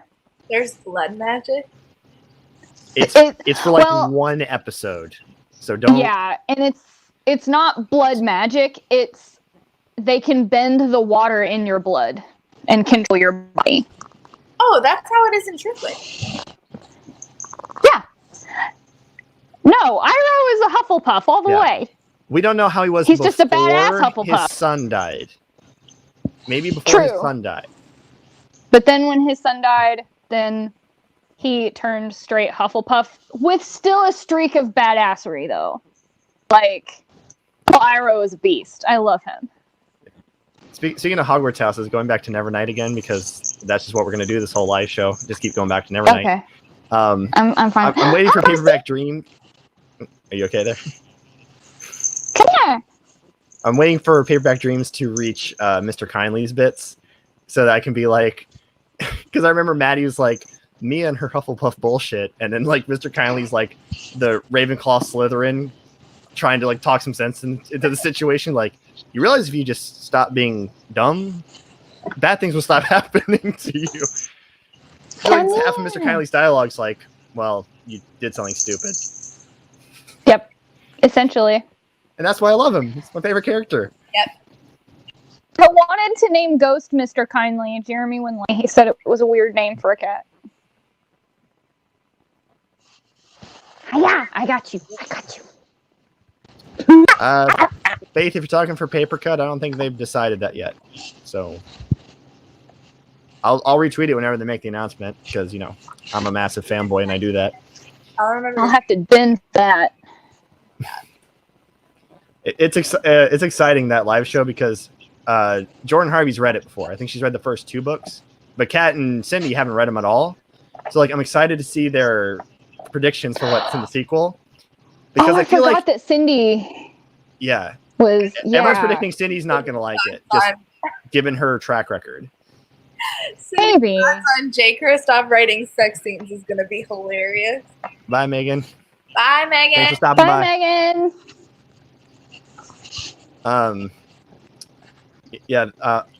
It'll be funny to hear them talk about the sex scenes, but I feel like you can predict things that happen in Dark Dawn, but I feel like it's hard to predict things in the second book from the first book. Oh, maybe that was just me, but the second book, I was not expecting this direction. No. I think there's more Easter eggs for Dark Dawn in God's Grave, but you have to read Dark Dawn and then you go, oh, everything was laid out for me. Duh. Well, I just mean going from the first book to the second book. To me, there was no way you could have guessed that. No, not at all. It was.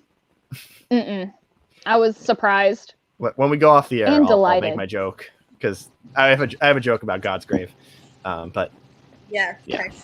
I love. I have not yet, Dea, but I will watch it when I finish my reread. I watched it. It was a thing. Wow, I did not expect to like it. Claudio, I don't want to fight Cindy. This is the one thing I will fight Cindy for. She does not make fun of my boy. I kind of want to see you fight Cindy, though. Why? I will lose. Cindy would kill you. Yeah, I was gonna say, she doesn't have to do anything. With her mob, she'll just go, him. And then, I just die. A massive wave of Cindy fans. So. Yeah. Have you seen it, Rachel? Yeah. I just didn't feel like there was enough of it for me to make a large opinion. I have opinions. It wasn't as bad as I thought it was going to be. I thought it was going to be awful, and it was not awful. It was not awful. I had one of those. See what they can do with a bigger budget. Yeah, Did they get funded already? Or are they still looking not for that it? I know of. Okay. I don't know. The way you said that, you made me think they had. There's no way they would ever make an adaptation about that and cast Kira Forday in it, even though she's awesome. I just don't see them doing that. No. I think it would be a great HBO series. Yep. Yeah. Yep. Oh, okay. I thought you were yelling at me, Rachel. I was like, what? Nope. But I was going to say, I saw the trailer for the Nevernight series and, obviously I haven't watched the series, so, I can't really say, but just, when you read a book and you see the casting and just someone just does not match what you had in your head and it's hard to watch because you're like, you're not. That was me with the actor they got for Trick. I just saw him and I was like, I'm sure he's a nice guy, a good actor, but he doesn't look like Trick, to me. I didn't dislike him. I had that feeling with Piera. That was me. I was like, yeah. That's not Mia. I know you really love this series. It's awesome that you get to do this, and you're very lucky. You are just not in my head who I picture for this. Yeah. Mia's gonna be a hard cast, though. Yeah, I feel like you have to have a really specific actress for that. Rachel, what? This is so dumb, but I just wanted more Mr. Kindly, and I think that's the only reason why I'm it was okay.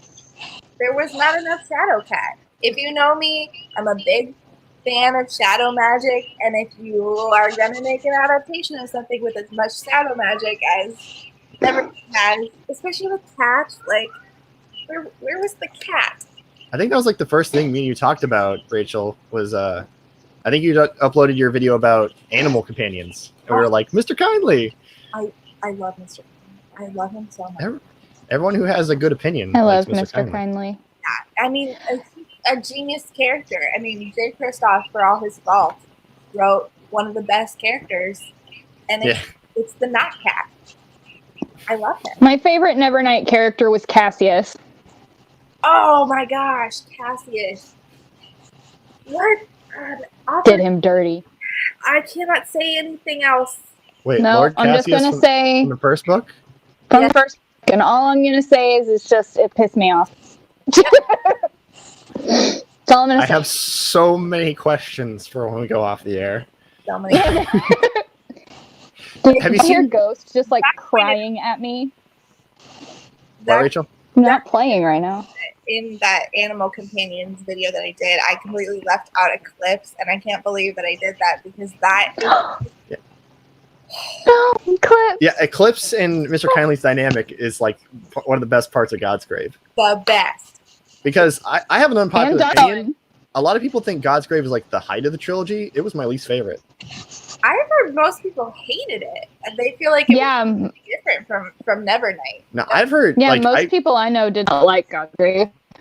I've seen a bunch of people give Nevernight 4 stars and God's Grave, God's Grave 5 stars, and I'm like, see, like, I agree, it's my least favorite in the trilogy, but I still 5-starred it. Like, all 3 books are 5-star for me, but I think I gave God's Grave a 4, and I gave the other 2 a 5. It just, like we said, it goes in a trash for everything man writes. So I honestly liked Nevernight and God's Grave completely equally for different reasons, even though they're so different from each other. Dark Dawn, I'm at 90%, and I've been at 90% for months, and it's sitting at a 3. But it's so good. Allie, we'll have to text. It's okay. Yeah, there's. It's okay. I'm afraid to finish. It's fine, but the ending's really good. Oh my gosh! At least I thought it was really good.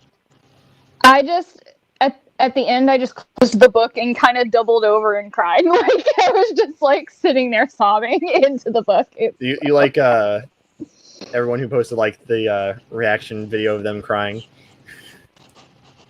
That was last night. Allie knows. Her last Sadie. Talking about Sadie? Oh my god. Poor Rachel. I told you. I told you. Like I tried to warn you. Like, can you? My 3-year-old was looking at me like, I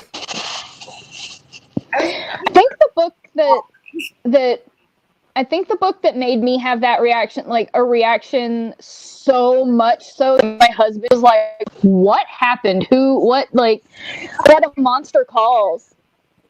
And I've heard that one, yeah. Ooh, that is not one to read if you've had a parent die of cancer. Don't read that one if your parent has died of cancer. No, thank you. I don't know if I've had a book make me like weep. I've had a book like make me throw it before. Oh, I've wept at a lot of books, but that one made me like it triggered an episode. Well, with your story, I can see why. Yeah, it was. Woo. At least you can explain why that you had such a reaction. I'm sitting here like, I don't know why I had to put my head between my knees after finishing Sadie and like breathing techniques. I don't know. I think it makes sense though, like a visceral reaction to that, because it's just, that's a kid, you know, even if you don't have any personal connections to something like what went on in Sadie, it's still like, maybe it's just the age that we are, you know, but we look at these kids and they're kids and you're like, I can't believe like that happens to children and we're the adults and we just want to be like, no. In the chat, Nox said, "Was Sadie good?" I cried during Pixar movies too. You kind of have to. Yes. Yeah. Good. I cried watching The Simpsons, so I cry in everything. Yes, Sadie's really good. But listen to the audiobook. Like, don't read. I've heard that. Yeah. Read the print. Listen to the audiobook. I read it in print. I liked it, but I get it. Oh God, yeah. Not alone, Allie. Calls me. Mm-hmm. Yeah, because the audiobook is like Kelsey is bad. Cast, and it's like a whole production. Yeah. I need to Dracula's listen like to it There's in like a full audio production. form. I loved listening to Dracula. If you get the Audible version, it has Tim Curry. I know. He has like I 3 have the lines, Audible but he's version. in there. If you get Dr. Jekyll and Mr. Hyde, it's Richard Armitage reading it. It's who? Richard Armitage. You don't know who that is? Not off the top of my head. That makes me sad. Thorin Oakenshield from The Hobbit.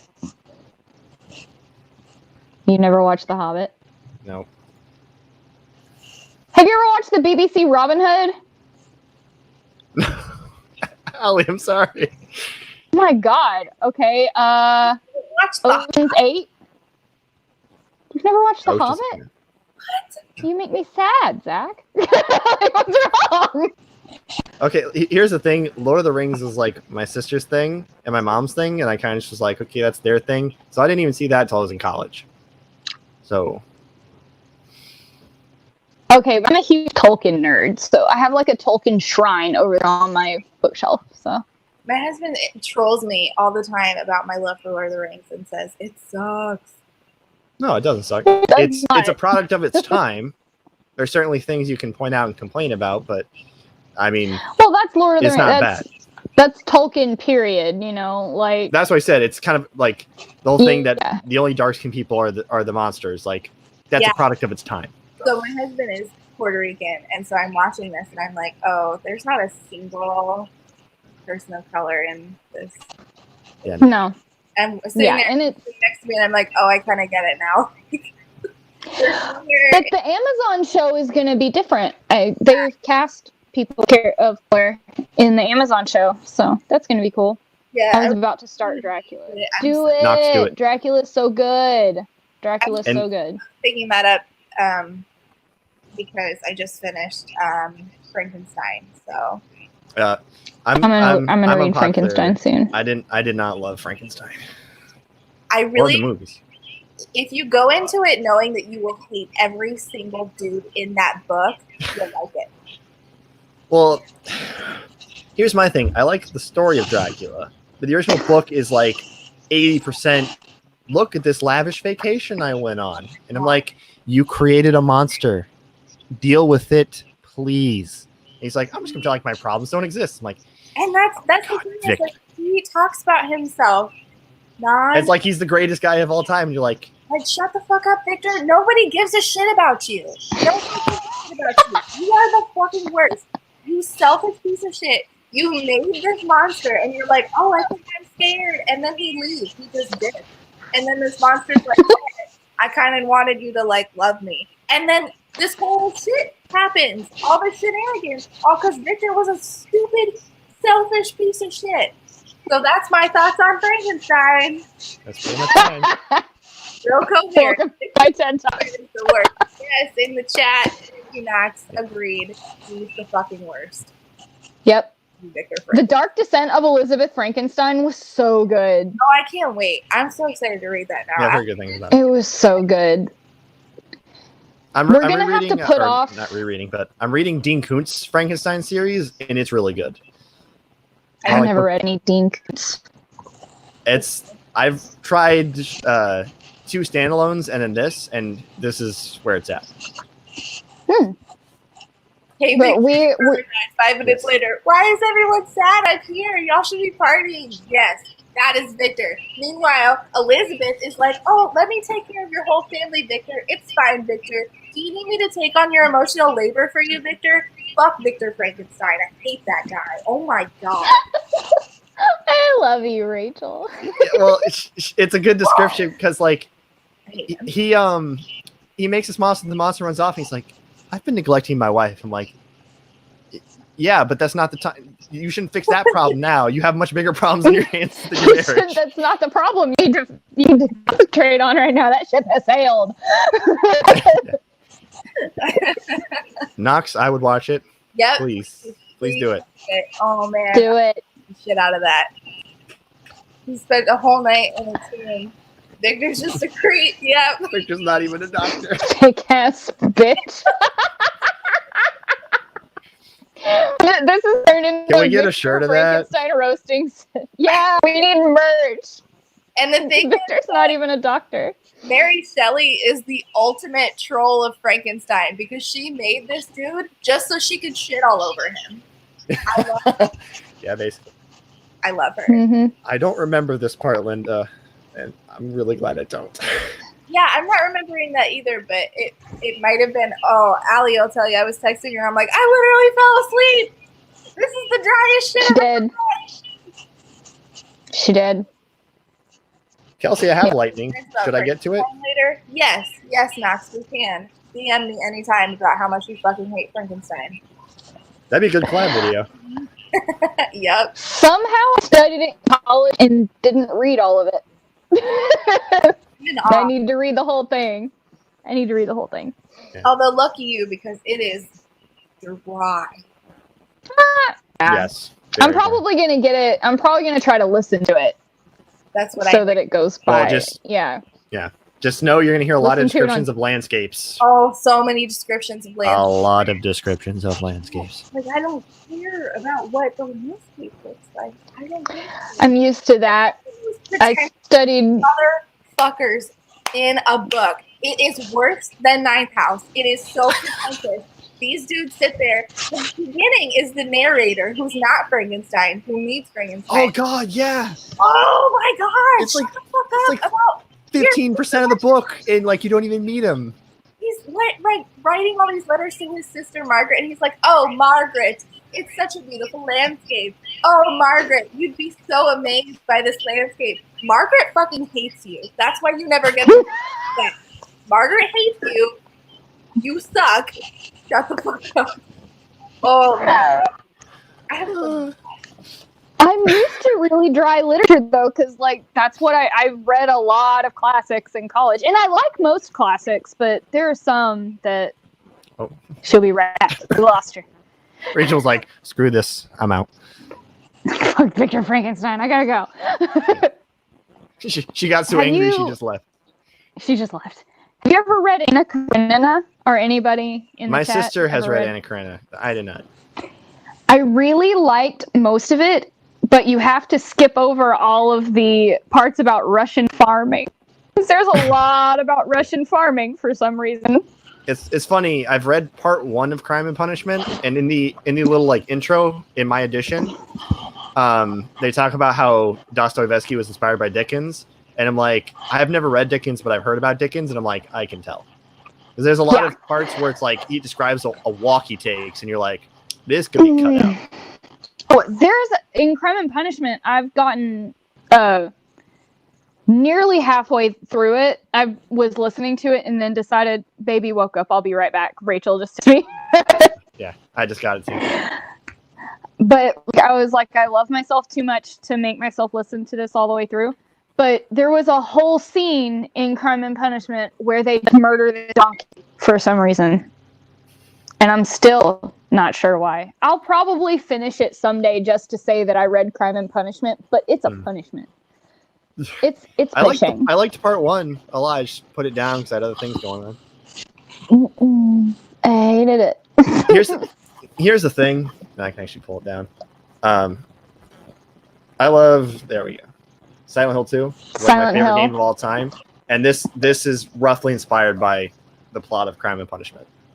So really? I feel like as a diehard fan, I kind of have to read it. Read it. Yeah, no, that makes sense. I didn't know that. Knowing the plot of Crime and Punishment, it kind of makes sense. So. Yeah, okay. It's been a long time since I've watched anybody play Silent Hill. Yeah. Because I don't play video games, I watch other people play video games. Yeah. I was actually watching a Silent Hill 2 Let's Play earlier. I would watch my friend Shelly play. It is. Faith, I kind of want to do it at one point in my life, but... That's one of the books, like... Yeah, I want to War and Peace someday, and I want to read Les Mis. I want to read that, and Moby Dick. I promised my grandma I would get through Count of Monte Cristo, so... I'd also want to read that one. I got 500 pages into it and put it down for some reason, and I'm like, oh, that was so stupid. I should have just kept going. 500? How many pages is it? My edition is like 1,200. Jesus! Ghost, are you being Keep bad? talking. Hey, Jeremy. Is he being bad? What's he doing? Ghost. Hello. They're bad. Get the big back seat. That's Count of Monte Cristo. I'll listen to that bitch To on give it scale. 2.5 speed. To give it scale. 6 of Crows. Yeah, look at the size difference. Oh my god. And the font is a lot smaller on this bad boy. How long is that? Hold on. Oh my gosh! And I thought Name of the Wind was long. And look how far I had gotten, and I stopped. Yoink. Mm-mm. You guys gonna go off on Name of the Wind? I DNF'd it. I'm sorry. 1,243 pages. Count of Monte Cristo. Oh, to hell with that. Yeah. No. Look, I understand why people like it. Name of the Wind, and the writing is impressive, but also Kavoth bored the hell out of me, and I just couldn't do it anymore. It is not for I loved it. I love it. Yeah, no, I can see why people wouldn't like it, but I love it. However, I just think Patrick Rothfuss can eat a dick because he's never going to finish the series, and I hate him for it. I've also heard he can eat a dick for other reasons. I believe that he will. I believe that he will do it. Just like I believe George R.R. Martin will finish Song of Ice and Fire series someday. Oh, you're such a hopeful person. Faith, I have no interest in Stan, but props to you. I have to have faith. I have to, otherwise, because Song of Ice and Fire is one of my favorite series of all time, and if it never gets finished, Iggy, what book are you referencing? Is this Name of the Wind? Handbook for Farming. Is that Anna Karenina, Iggy? Are you talking about Anna Karenina? Because it is. It's a handbook for Russian farming with a little bit of infidelity mixed in, and those are the good parts. I just know the ending of Anna Karenina. Or Anna Karenina, as I know it. I just know people were like, less happens in book 2 than happens in book 1, and I was like, I made it halfway through book 1, nothing happened. How can less happen? People said book 2 of Name of the Wind was literally just Kavoth losing his virginity. And I'm like, the book's like 1,000 pages. How is that it? No, it's not. No, it's not. I think Murphy Napier said that, so you'll have to take that up with her. Oh, she's funny. What about I like Murphy. I don't watch her much anymore, but I used to watch her a bunch when I first started watching BookTube. But she's funny. I found me and her, like, our bookish opinions don't really overlap that much. Yeah. And it was just kind of, after a while, I was like, okay. There's some people that I can disagree with, but I love their content so much that I keep watching. And just Murphy, I was like, not that her content's bad, it just wasn't really for me. So. Oh, yeah.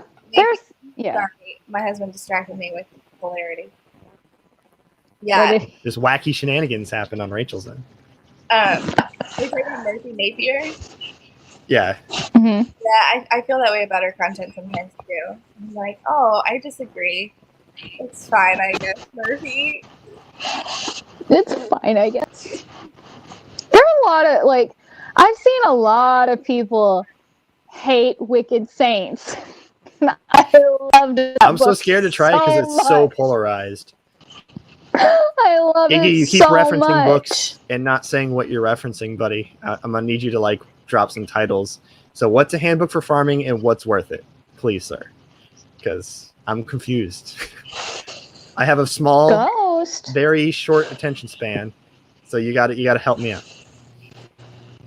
Allie, see, Kelsey loves Wicked Saints. So party with Kelsey. You're one of the only people I know. You and one other person I know that loved it. my gosh. Thank you. I feel validated. I was starting to think there was something wrong with me. I haven't read the book, but Emily Duncan was at BookNet Fest, and she was really cool. So. Yeah, she was very nice. Oh, I want to meet her because I have a picture with her. I'll send it to you. I'll just like Photoshop your face on my face. I'm hoping someday she'll tour in Texas and I'll get to go meet her. I am so excited for Ruthless Gods. I'm so excited for Ruthless Gods. Tours actually seem to go to Texas, unlike Florida, where they're like ignoring that whole corner of the U.S. And you're like, yeah, we do get a lot of people come down this way. Well, like I've gotten this is like authors, this is bands. They'll hit Texas and they'll see like Georgia and Florida, and they'll be like, "We'll go to Nashville," and then we'll just hit New England, and you're like, or New Orleans. They'll go to Louisiana.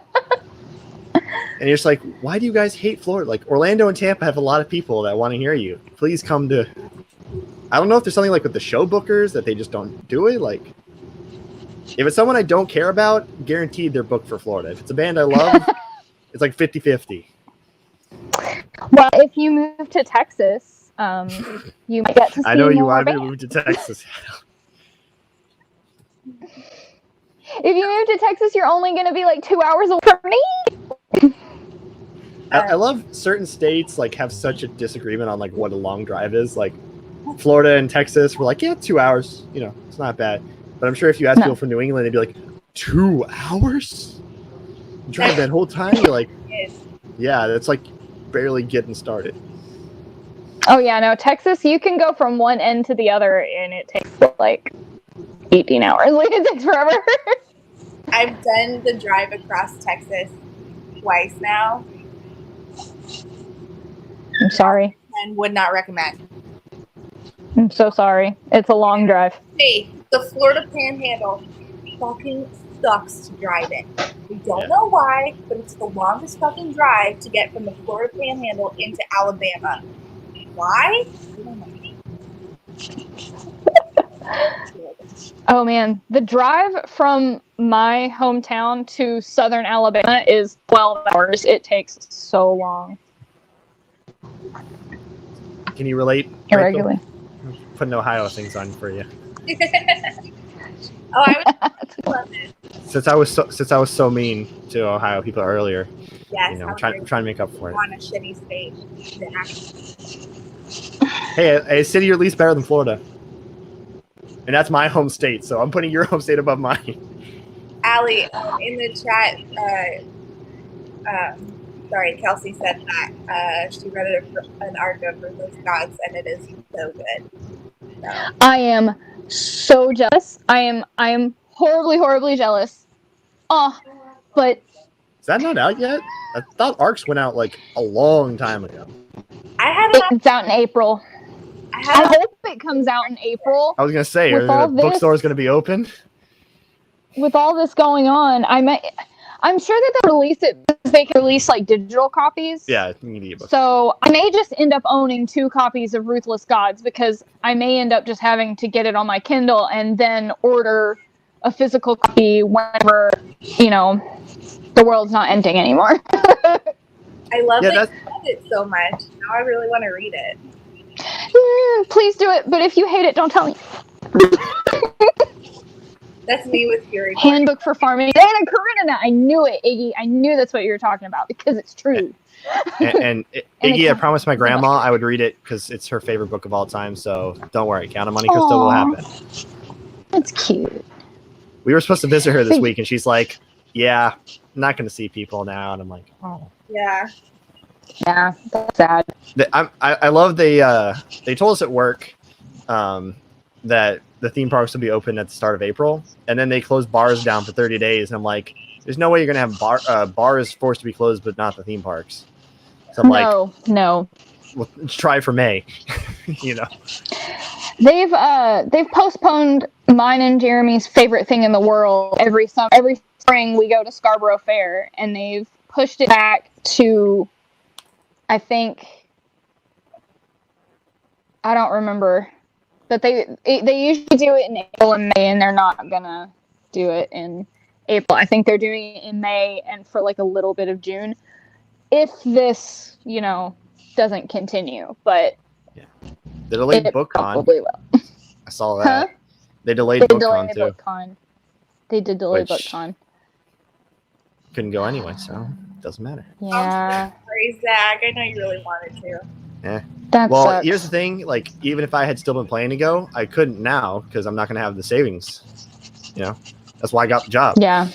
And I haven't been working long enough to qualify for unemployment. So, luckily, I'm living at home, so I don't have to worry about bills because otherwise I'd really be hurting. Yeah. Ghost. Stop it. Nobody's going to play with you. I'm busy. Is this what life is like with your cats, Rachel? Life is with my kids. My cats hide all day from my kids. Today, I always feel really bad for you because, like, whenever I see kids like at the parks, I'm always like, I want to murder these kids, and it's been 5 minutes. I can really imagine having kids all day. Sorry, Allie, interrupted your story. Oh no, it's okay because it's true, Zach. No, I'm dealing with unchaperoned field trip kids, so like it's a little different. Yeah, and then field trips are scary because they don't ever have enough parental supervision, and the kids are usually snot-nosed brats. So, but he was crying at me for a long time to feed him at lunch, and so when I fed him, I thought that it would appease him. But the next thing I know, he jumps on the kitchen table and puts his face right in my food. So I grab him and like finally get him to go away. And then I look up and he's trying to get into the sink to drink dirty sink water, which we try not to let him do because he's got such a sensitive stomach. And so I was like, Ghost, get down. And he just flicked his tail at me. And I was like, Ghost, get down. And he did it again. I was like, okay. So I just had to get him and like threw him into the living room, and he got pissed off and went in my mom's room and laid on her bed. It's like living with a teenager, but also a toddler. Yeah. I'll see if I can find it. I had a meme for you, Allie, where it was like the stages of cat ownership, and it was like one of them was I would die for you, and the last one's like stop trying to eat the plastic bag, you gremlin. Yes. Yes. Oh my gosh. At 4:30 in the morning, stop trying to eat the plastic bag. Yeah.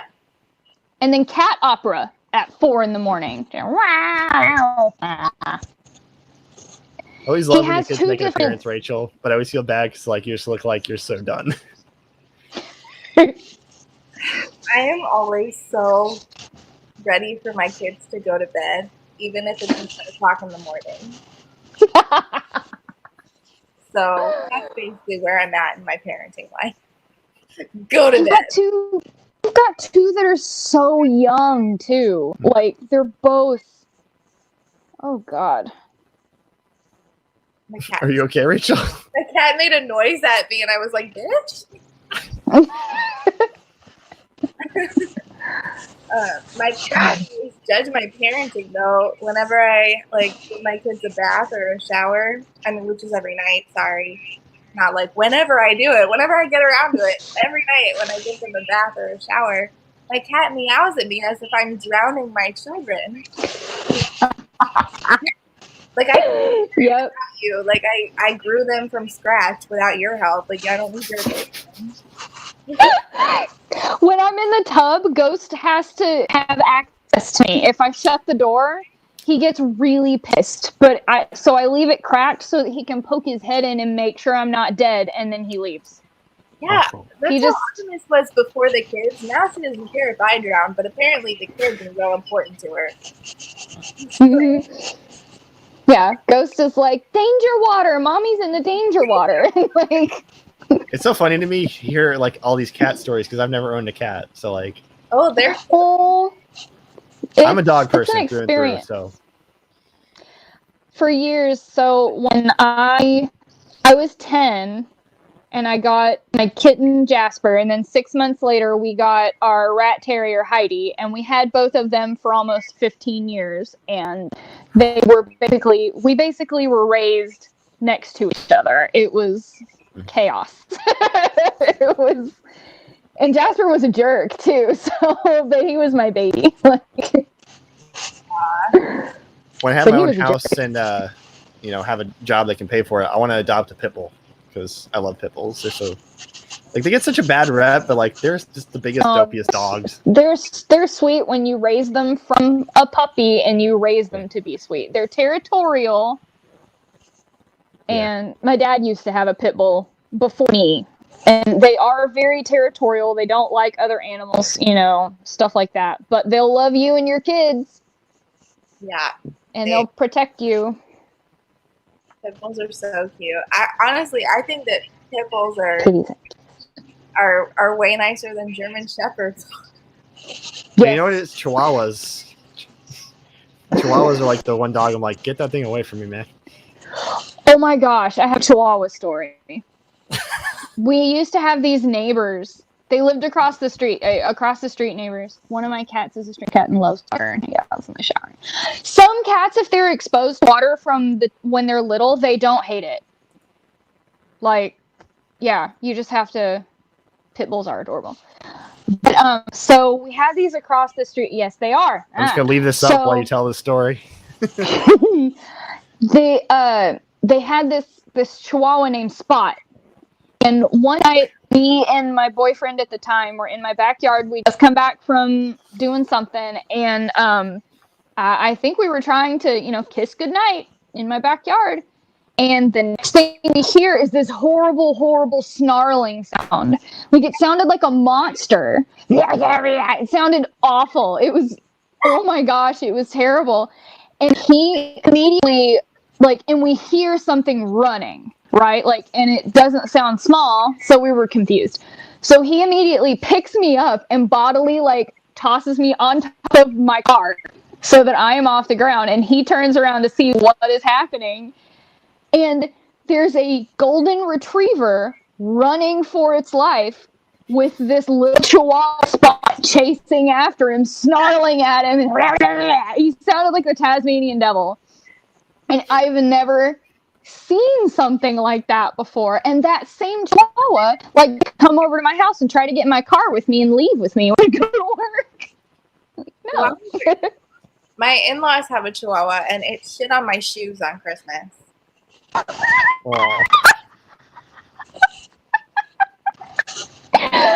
the devil. I hate it. They're the tiny little devil. Yeah. In Florida, we have something called Bright Futures, where it's like a state scholarship program, and one of the requirements is you have to have 100 volunteer hours. So I did 50 of my hours in the animal shelter, working with dogs. So that's where I fell in love with pit bulls, because a lot of them there are pit bulls, and no one wants to take them out. Mm-hmm. And I guess because I'm tall, everyone was intimidated by me, because I'd be like, "Do you need help?" And people would be like, "No." And then I would watch them walk to the next employee and ask them for help, and I'm like, okay. So they're like, if no one's asking you, take out the dogs. I'm like, okay, I can do that. So I always took out the pit bulls. No one wanted to take them out. Aww. And, Aw, piggies. And they're so cute. They were just happy to see me. But, they're people always lovable. wanted. The thing was, they were weird. They would leave the dogs where everyone could see them while they were, processing adoption applications. But if there was one in, you couldn't take the dog out because it might be someone else's property if they got approved. So people would walk past the rows of pit bulls and retrievers and medium to big mixes. Can I take that dog out? No, it's adopted. Can I take that dog out? No, it's adopted. Can I take that out? It's go away from the small dogs. They're all adopted. All these big dogs need you, please. So I see small dogs and I'm just get out of here. Because everyone wants a puppy, and if you want a puppy, go buy one. If you want to get a dog, we have lots of loving medium-sized dogs here that would love a home. I would never get a puppy. I've had kids, and I had a puppy. I would try to adopt a 1 to 2 year old pit bull. It's still young enough where you could raise it and get it attached to you and used to you, but not a puppy. Heidi was 6 weeks old when we got her, and she was a rat terrier, and it was interesting. Raising from a puppy is interesting. Faith the dog by a dog. What? Faith in the chat says she was attacked by a dog at age 3 and still has a scar from it. Oh, I'm sorry. At age 22, and I still have a scar from it, and I'm still mad about it. Tough. So bitter towards German Shepherds ever since. Of course, it was a German Shepherd. German Shepherds are either like extremely aggressive or like so dopey. And there's no they're between. Real stupid. They're either real mean or they're real stupid, or they're both, and that's scary. Yeah. I used to work in a vet, and we had, oh man, every German Shepherd that came in there one of them was so bad. If you got anywhere near its owner, we started to have her come in through the back because we had to sedate the dog every time we saw it. Oh my gosh. That's fun. It was a demon. The meanest dog I ever knew, he was a chow named Yinhan. Oh, chows. Yep. They are so anything named Yinhan is gonna be mean. Like, you ever heard of the name Yinhan? It just sounds aggressive. Okay, but my Carlos's next door neighbor has a chow named Peaches, and that thing is a total bitch. Yeah, chows are like one of the more notorious breeds. But I've met other chows that were really like sweet, but it's just how you raise them. I guess that's true with most dogs. I think it's one of those breeds you have to have like a really experienced, good dog owner. Yeah. But I wanted to put this comment. Faith. Cujo. It sounds nice, but having actually read Cujo, I can't tell if that comparison is accurate because there's so much filler in that book. You don't see Cujo that much. Really? Oh my God! Yes. This is literally the comparison I make. Is it's advertised as like this killer dog where he like attacks a town. The dog attacks 4 people, and it's like the B plot to this like soap opera plot. Basically, it is like the most boring King book I've ever read, and it's not a short one. That's disappointing. Wow. None of his books are short. He's written novellas and short stories, but oh yeah. But I'm talking his novels are. I've only ever read it. Well, I don't like it. So, Dolores Claiborne's on the shorter side. So it was an experience. It was. That's true. That book made me think it's on a federal watch list somewhere. But like, there we go. That's Dolores Claiborne, so it's not that long. Oh, that's not bad. That's normal. Sorry. No, and it's not horror either. It is like 303 pages. Wow. It's one of my favorites. I need to read it. I listened to the audiobook of it, which I would say is probably the way to go. Because the book's written in like a phonetic style, so people have trouble reading it. But if you listen to it, no issues. I need to read more of his. I have the time traveling JFK one. I have the time traveling JFK one, but I haven't listened to it yet. I don't blame you, Nox. Yeah. I listened to the whole thing, and, it was... I've heard good things about Tom Gordon. Tom Gordon. Okay. Number 1 favorite King. I thought that one's like really short. But, I mean, it's getting late, so I don't know how much later do you want to go, but I just remembered from this King conversation, I was going to read this live. I got a Stephen King hate comment today. Yes, we want to listen. From my drinking game video. Wow. So, are you guys ready for a dramatic reading of this? Yes, we're gonna break this comment down too, because like there's so much wrong with it. Do it. Okay, so this is on my Dreamcatcher video, which we were talking about being drunk earlier. This was the drunkest I'd ever been. Literally. That's great. I don't know if it comes across on camera, but I was like. I don't drink a whole lot, so I was. It did toward the end. It did. And I was like, oh. But this is from Questioning Everything. Okay. The fact that you think Dreamcatcher is a bad movie. First of all, I didn't talk about the movie. It was a review of the book, so I don't even know. Like, movie is bad though. Yeah. Yeah. I've heard the movie is like, entertainingly bad, but it's like objectively worse. Yeah, it's terrible. The whole sentence, which I think was supposed to be paired with the whole sentence was supposed to be, it says, the fact that you would think Dreamcatcher is a bad movie shows what your IQ is? Question mark. instead of the fact you would think Dreamcatcher is a bad movie shows what your IQ is, period. The fact of thinking somebody running around inside somebody's... This is hard to read because it's like bad grammar. The fact of thinking somebody running around inside of somebody's head with all of them memories and hiding them in a secret room in their brain, if that isn't a fucking good original story, then what the fuck is? What do you watch porn all day in your mom's basement? Oh my god. First of all, King has no room to talk about adult content. Like, I just want to say that. But like, You ever just hear something so stupid that it makes you squint? like all my Stephen King comments are so like the hate ones are so illogical that they always make me laugh. But I'm just like, Well, just why? Why criticize somebody else's love for literature and you can't even put a sentence together, boy?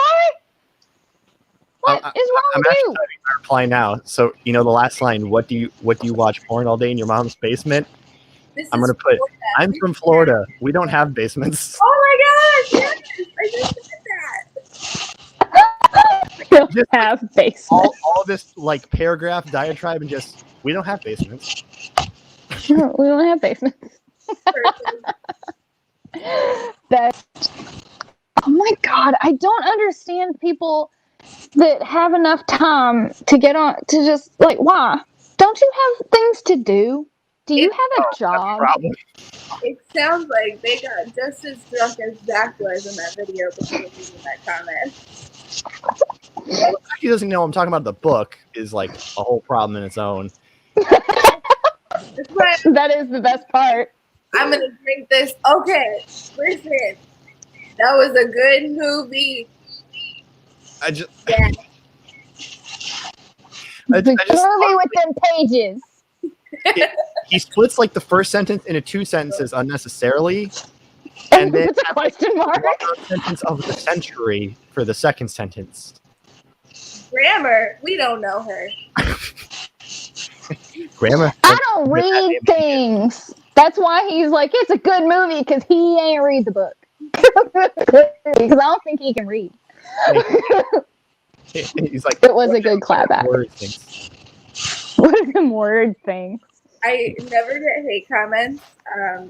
Oh wait, yes. King fans have the best logic, Kelsey. I'm telling you. I never get no worries. Except I got a couple on my my video about CPCs and abortion. Yes, you did. That was gonna be the one, though. That was gonna be the one. Like, of course. Yeah, and I left a comment in there. I'm like, listen, I know you're here to comment. I get it. Shut the fuck up. Go away. I don't care. Bye. Nope.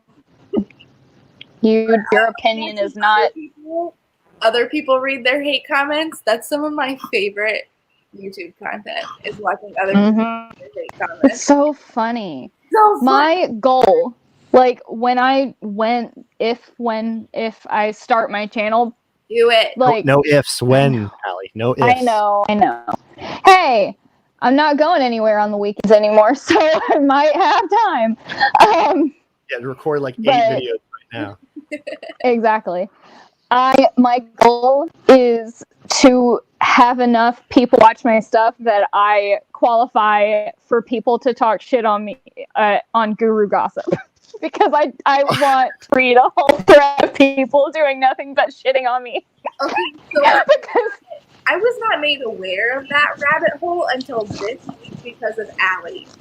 It's funny. Because of what? Oh, it's funny. Allie told me about it this week, and I was like, oh, this is a whole thing. I've never been on it. I've just heard about it. Oh, no. It's hilarious.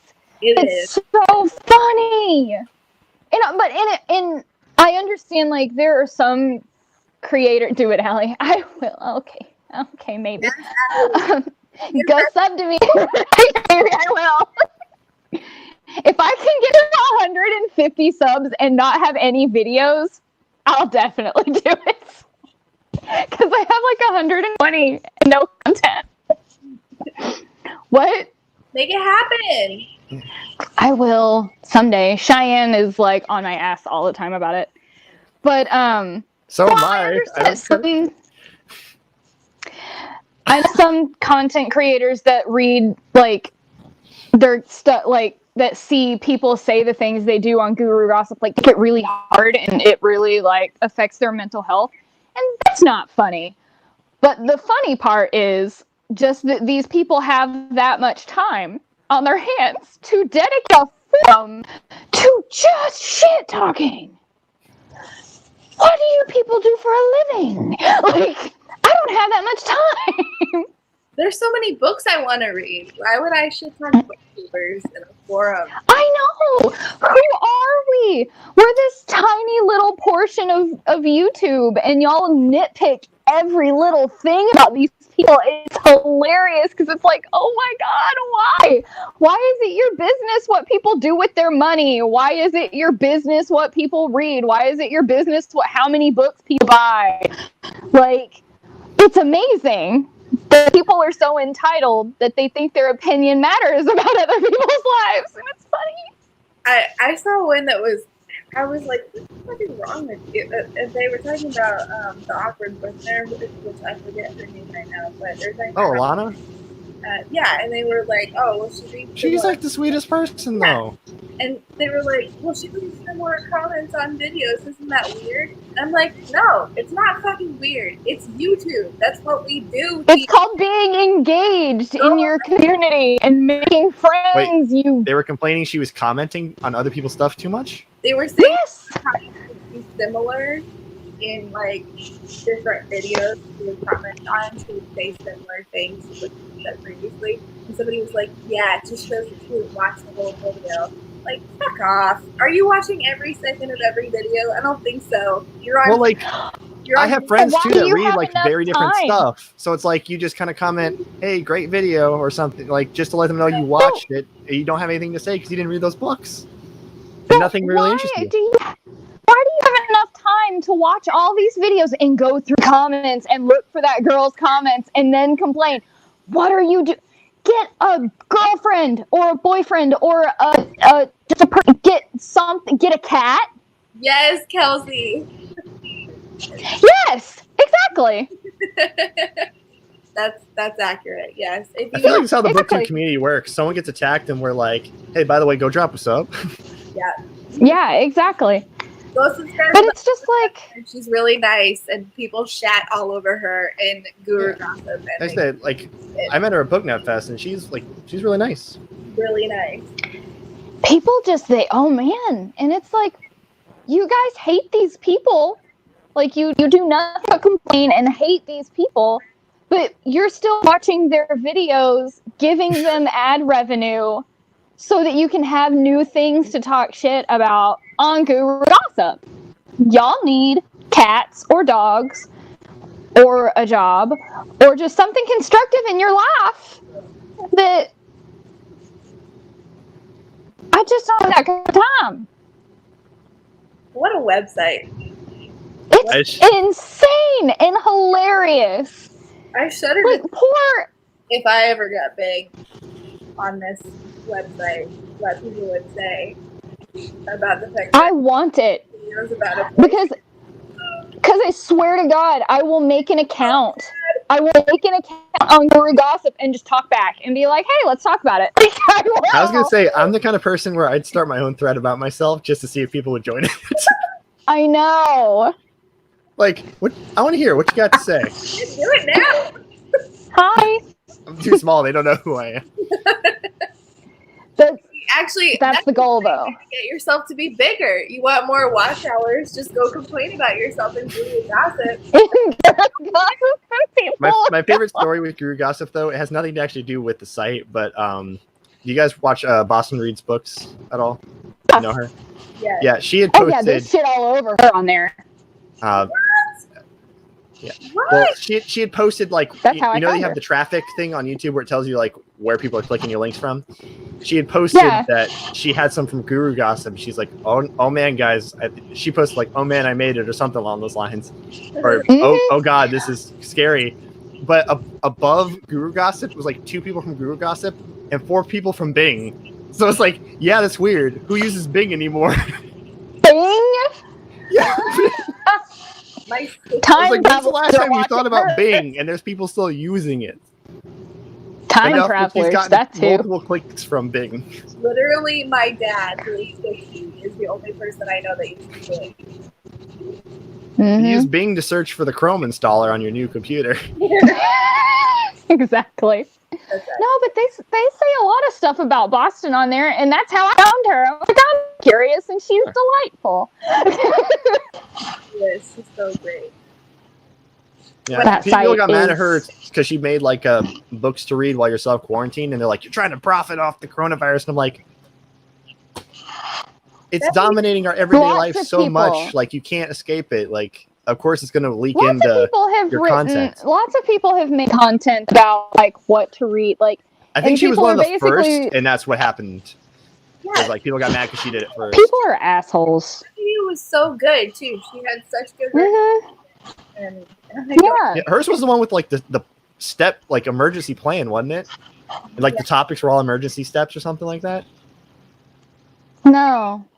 I think that was a follow-up video or something, but I think so. Yeah, because she was like, "Don't read the stand." Yeah, I was like, "Don't read the stand." Emily St. John. St. John, I don't remember her name, but she wrote Station 11, and she got on Twitter and was like, "Don't read my book right now. Don't read it." Saw that.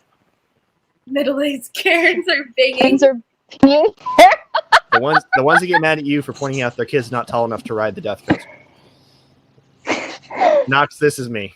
I'd be like, honestly, same. If someone talked trash, right? I'd just get like, people leave me hate comment. I'm like, honestly, not even wrong. Ghost, are you? Ghost, no! Oh God, don't do that! What the hell's wrong with you? Yep. I just had to get the thermostat. Yeah. This is what parenting sounds like. Yes, I know you guys can still hear me because I've got my. He just jumped and tried to hit the thermostat. My 3-year-old, full on. This is her that kicked my baby. Oh, I saw that. Yeah.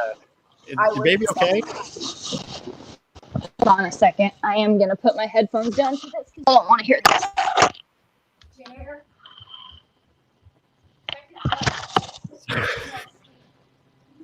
Did you ever get your earbud back? Yep. Okay, cool. Sure did. Ghost. Fun escapade through diapers. I fucking hate it. Well, I would hate it too, but you were like, he's going to go to the hospital now. I'm like, well, did it come out? Well, the fun part about parenting is that sometimes you don't know your kid eats things. So my oldest, at one point, I didn't know this, but ate a battery, one of these little tiny ones, out of a flashlight. And I didn't know until I was changing his diaper. And I'm like, oh, that's a battery. So. Oh, man. You're doing great, Rachel. You're really nailing this parenting thing. It turned out okay. All's well that ends well, Rachel. Yeah, unfortunately, it was not the last time that child ate batteries. Thankfully, he's fine. Trying to be like a superhero by just. It's trying to be Electro by ingesting battery acid. Yeah. My daughter will be 17 this summer. I miss her being little. Oh, I can't even imagine my kids being 17. I forget sometimes how good I have it, that they still smell like babies and they still are doing baby snuggles. And so I snuggle them, but then I'm like, go back to sleep. Go the frick back to sleep. So, but I love them. They are very cute. So it's getting late. Does anybody have any last minute questions or topics for the night? We'll go another like 15 minutes and then we'll end. Last thing.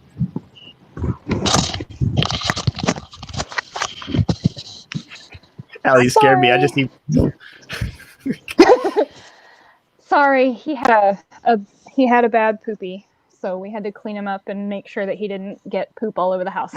You're a literal parent. He just tried to get the thermostat, and then when I walked into the hallway, I smelled it, and I was like, he had a bad poop, catch him. And he started like running away from us. So Jeremy had to catch him, and he got scratched, so he's having to clean himself up. And then I had to wipe my cat's ass. Yeah, these are all things that I do on a daily basis as a parent. You're a mom. Like, yeah. While we're waiting for a new topic, I just want to say I use the incredibly adult thing of the heebie-jeebies. Just don't catch the heebie-jeebies. Don't catch the heebie-jeebies. Yes. I love everyone's like, Zach, you have 2 autoimmune diseases. You need to self-quarantine. I'm like, my mom works in a hospital.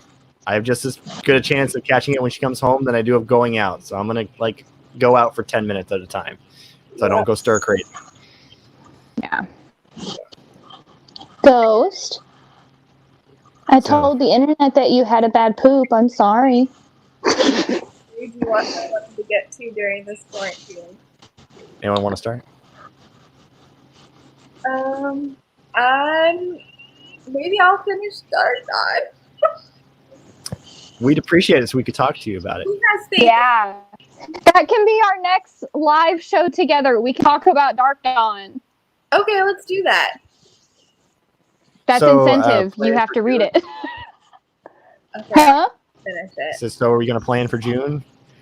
I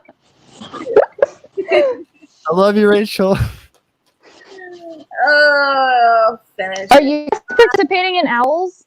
Anybody doing Owls in April? Yes, but I don't have a TBR together. It took me a second to realize what you were talking about. I was like, what do you mean OWLs. The OWLs. The OWL. Oh, shit. Ghost. Oh, my God. Oh, let me check my library stack. I just started the audiobook of The Empress by S.J. Kincaid, which is the prequel to The Diabolic, and The Diabolic was really good. So I'm reading that. I want to read The Diabolic now. But I'm also reading The Shadows Between Us, and it's not what I thought it would be, which is a little sad. I am, yeah. Faith, how dare you? Don't turn on me. What did Faith say? It's on record now, so Zach can use this later if Rachel doesn't finish Dark Dawn. Well, she has to finish it by August so I can have it. So you got 5 months, Rachel. Oh, You at 90%. If you finish it, like, we could do a live show, like, soon. We only have a little bit left. I'll crack into that bitch tomorrow. Peer pressure. It works. We could do another live show next week or in 2 weeks if you guys want, and if the chat is up for Dark Dawn bullshit. I got nothing to do. I failed too, big time. I failed my newts. I passed the Owls and I failed the newts. Let's trash classics 2020. What I think to do next weekend, do half like just classic stock and then half Dark Dawn. I love it. Yep, let's do it. Maybe I'll have similar thoughts to our next classic that I had on Frankenstein. What's your next one? I was gonna read Dracula soon. Okay. You should not have the same reaction to Frankenstein that you had to, or to Dracula that you had to Frankenstein. I loved Dracula. My husband hated it. He listened to like half of it and was like, "This is the most boring shit I've ever read." Like, no, it's really good. I said I was joking, Nox. That's Don't threaten me with a good time. But to answer the question, classics do I need to read? What I'm reading during this. Yeah, what are you reading? So obviously I talked about reading Dark Dawn, or Nevernight. That's not Dark Dawn. That's the wrong one. Dark Dawn. It's not my. What? You have more than one copy? Is that because I've had? No, that's my dust jacket. Oh, okay. That was to keep track of the fact you owe me. And then I'm supposed to be buddy reading Middle Game by Shauna McGuire, though I haven't read it. I have that one. I haven't read it yet. That was the book in Boston's video that she can read soon. Yeah. Then we watched. I want to read that one. I'm 100 pages in, and my problem is she's like going for this big plot, but Shauna McGuire's strength has always been with her characters. So I'm hoping it focuses more on the characters later on, because right now I'm a little worried. Yeah.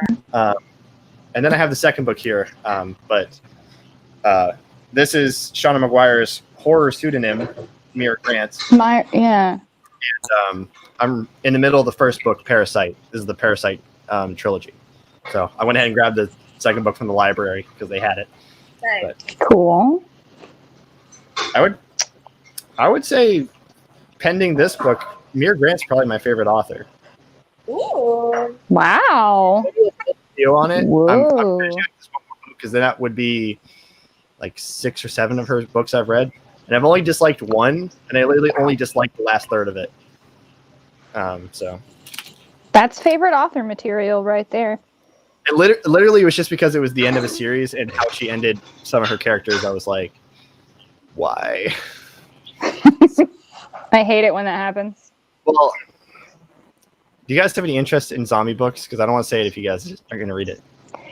I do have interest in zombie books because I have an idea for a zombie series I want to write someday. So okay. tell me zombie recommendations. Nox. Yes. Feed is good. Right there. Right there on my shelf. Yes. I love this book. The first 2 books are really good. That was actually the trilogy I was talking about. The last book in the trilogy. I'm like... But I hate it when that happens. Yeah. I want to say stuff, but if you're interested in it, I won't. Okay, but don't tell me. She wrote a book in the Alien universe. It's like a YA horror novel in the Alien universe. And if you can get it from... Oh my god. Yeah, if you can get it from the library, it's a ton of fun. It's short, but it's fun.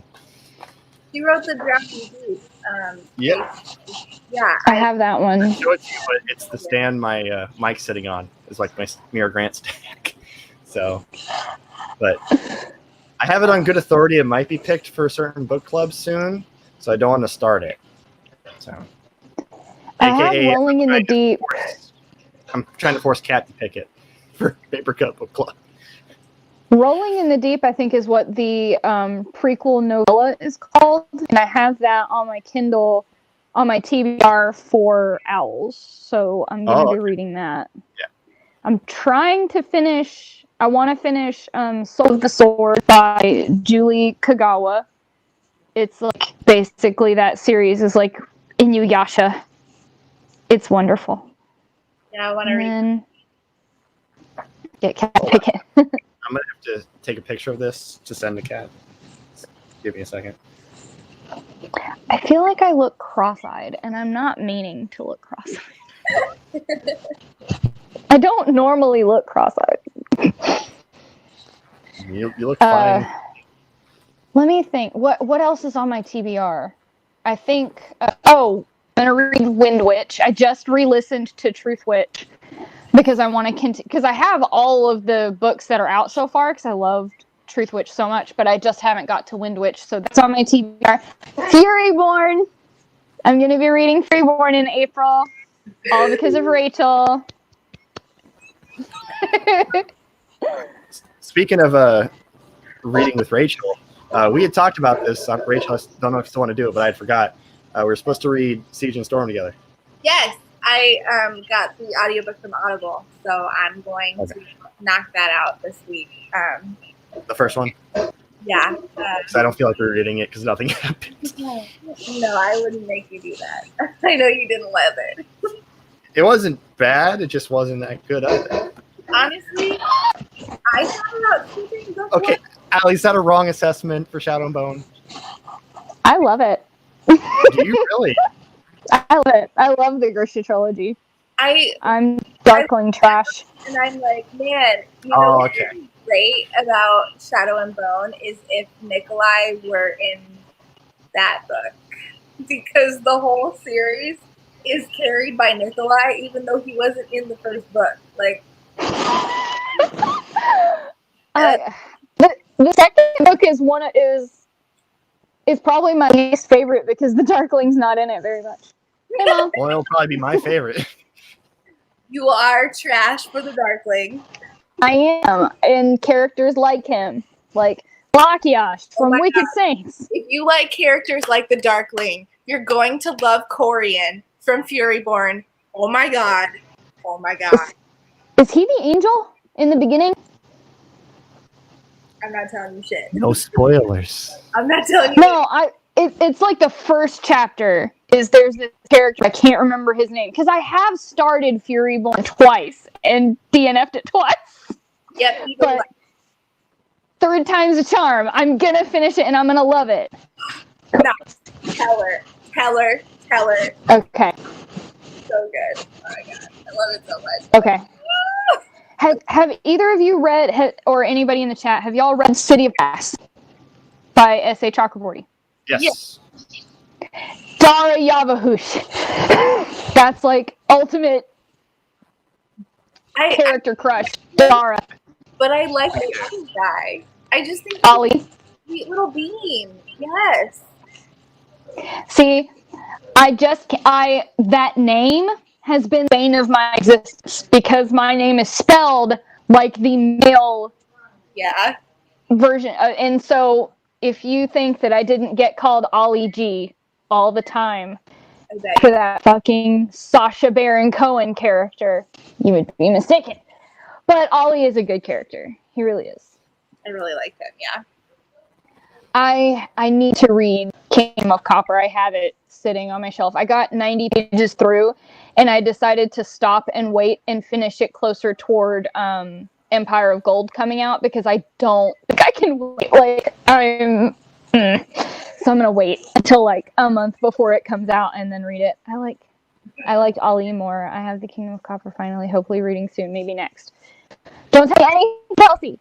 Maybe it's just me, but I read City of Brass and like I felt just really confused the whole time, and so I was just like, I don't know that I really want to pick up the sequels because I just like. Oh no, I loved it so much. It was there. It's tied for.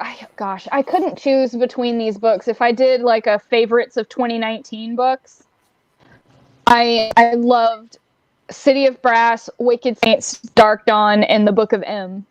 All so much. Like those 4 books were like the best books. And Darius the Great, not okay. That's top 5, but I could not choose between them. They're so good. I'll just say, like, as far as City of Brass goes, like, I can handle like sci-fi and fantasy that's like kind of intense and has like a lot of world building, but I have to really connect to a character to care enough to learn about all that. And I feel like I just didn't connect well enough with any of the characters to care about the like intense politics and to try to figure it all out. And if you don't like actively try to figure it out, you won't figure it out. So that was like my problem. It's very steeped in, I think Islamic mythology, like the yeah, it is. Jinn and all of that. And so, yeah, you have to. It's a learning curve, but I loved it. It's so interesting. I could like people like Maddie who love world building and like complex worlds. Like, I can totally understand if that's what you like, why you would love the book. It's kind of the same thing with Night House. Like, if that's what you're into, that's what you're into. But I'm not. So yeah, not a bad book. It's not really a series for me. I don't think. I felt like it was really confusing and a little bit too much politics. And also the whole, like, her ancestors not being present and they just kept getting referred back to. It was like, I really wish these people existed because I feel like I'm not connecting with this story because these people are such a big part of this place's culture, yet they're not actually present. So I felt like, I don't know, a little disconnected from the story. But I loved Ali. So I thought about Ali, yeah, he was definitely the best character. I think that a similar series that I feel like does that kind of world a little better is An Ember in the Ashes. Because I like the whole Jinn and I haven't read it. And all that. I liked Ember in the Ashes. Love it. Oh, it's so good. I loved it. I listened to it right after we got Ghost, I think, and so it has a special place in my heart. And Kelsey, you liked the Book of M? You read the Book of M? Nobody I know has read the Book of M. Very few people have read it. It's so good. And what is Kelsey's Twitter handle? I'm going to go follow her after this. It should just be Kelsey. If Kelsey reads, if you Google it, you should be able to find it. I might actually already. I don't know. I was going to say, I feel like Gods of Jade and Shadow did kind of the same idea as City of Brass. Like, it took traditional folklore and then reused it, but I feel like Gods of Jade and Shadow had a better way of easing you in if you weren't already familiar with that. So I liked that better than I like City of Brass, which just kind of throws you in the deep end. And like, as I said, if you're into that, if you like figuring complex world building, if you like figuring all that stuff out on your own, it's a book for you. That's my jam. That's my shit. Gods of Jade and Shadow, where it was a little more easing you in, where it had to be explained to the main character, so you got a little bit of explanation too. I get that, yeah. I loved Nahri and Dara from the jump. Like, the second, especially Dara, the second that man was introduced, I was like, he's the one. I'm trash, and he's going to be trash, and I love trash. Hi, babe, you're not trash. I say all the time, my taste in fictional men is trash. My taste in real life men, i.e. my husband, is not trash because he's a wonderful person. He's a wonderful. Fictional characters, though. Nope, the worse you are, the more I love you. Did you do something horrible in your past? I was going to say, you talk about your husband, he sounds good. And then I see Rachel's husband interact with her on Twitter all the time. It's really wholesome to watch. He has a Twitter? Carlos has a Twitter? I didn't know that. It is.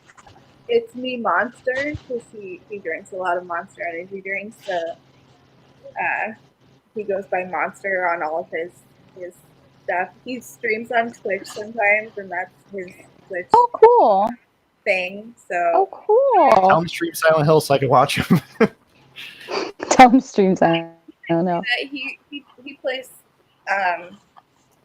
a lot of different stuff. They go through phases, like his friends and him. They go through like phases of playing everything from like Call of Duty to some scary fucking game that I don't remember the name of, and then Jeremy, what's that one that all the kids play?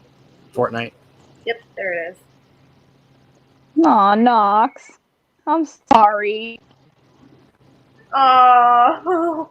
Gotta switch that around. We gotta turn that around, Nox.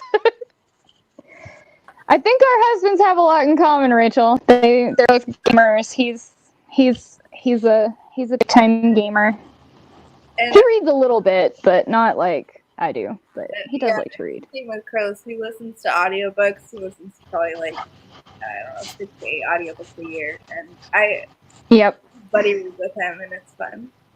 Do you guys ever we basically have. What did you say, Zach? The what? Did you ever read the Star Wars book? So we're still waiting for it. We're still on the waiting list. Oh, you're on the waiting list? Okay. Yeah, I don't know why there's such a long waiting list for it. Is it a recent book? No, it is. Talk amongst yourselves. Yeah, I don't know why there's such a long waiting list for it. We've been waiting for several weeks, and I'm like, TikTok, library. TikTok. Jeremy, that's the reason we have Audible is because Jeremy listens. 2009. Wow. Over a decade. So what book is that?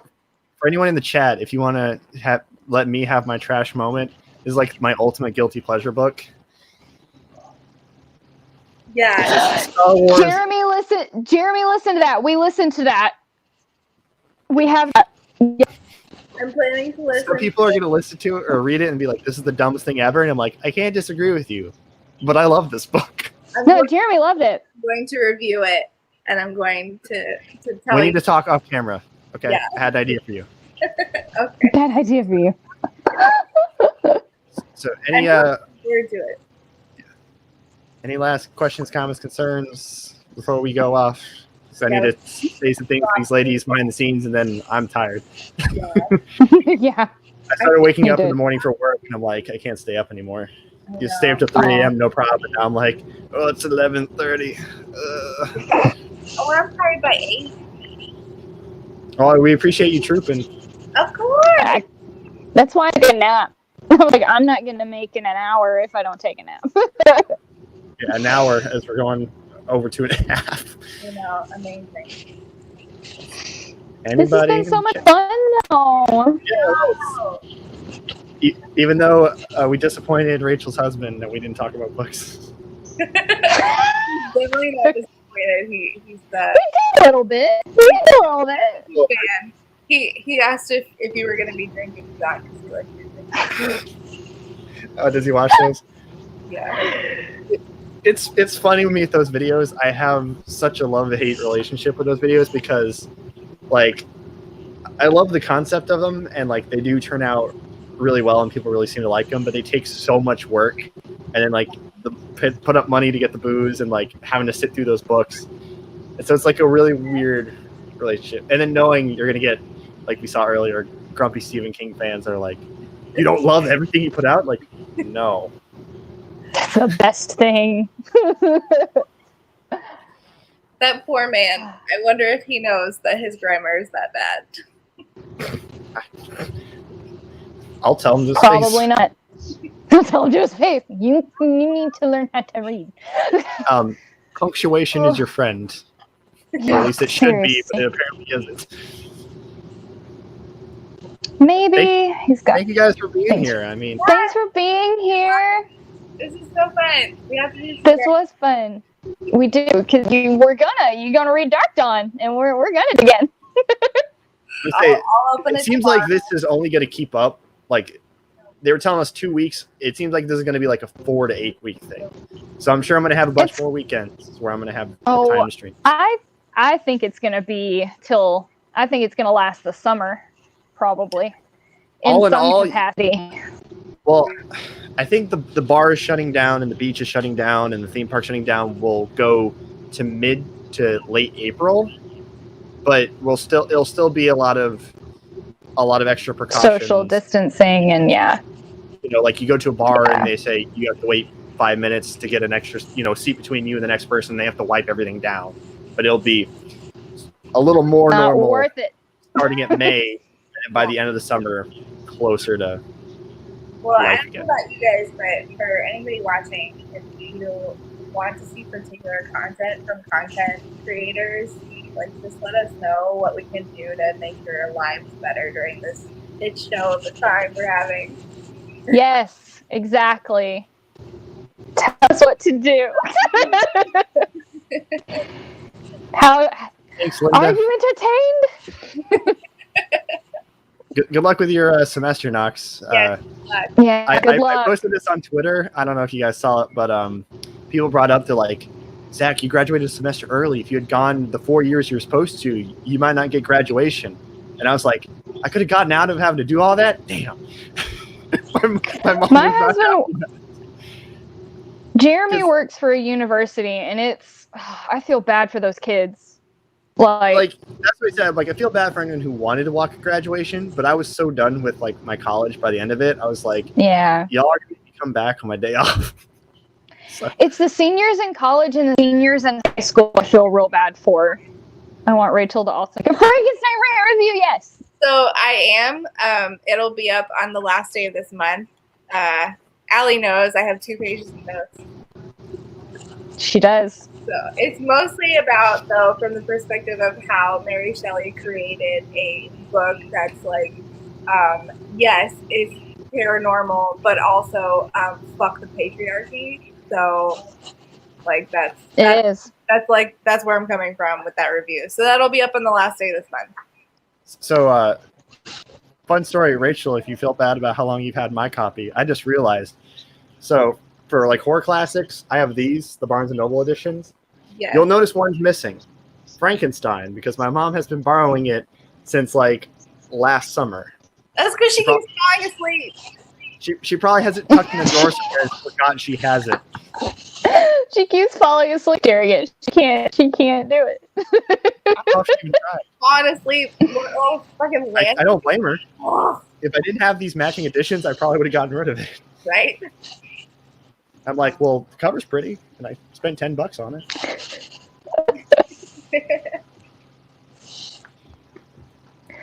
All right, guys. End for the night. So thank you all for being here. So thank you, guys. Bye. See you next time. Really ending.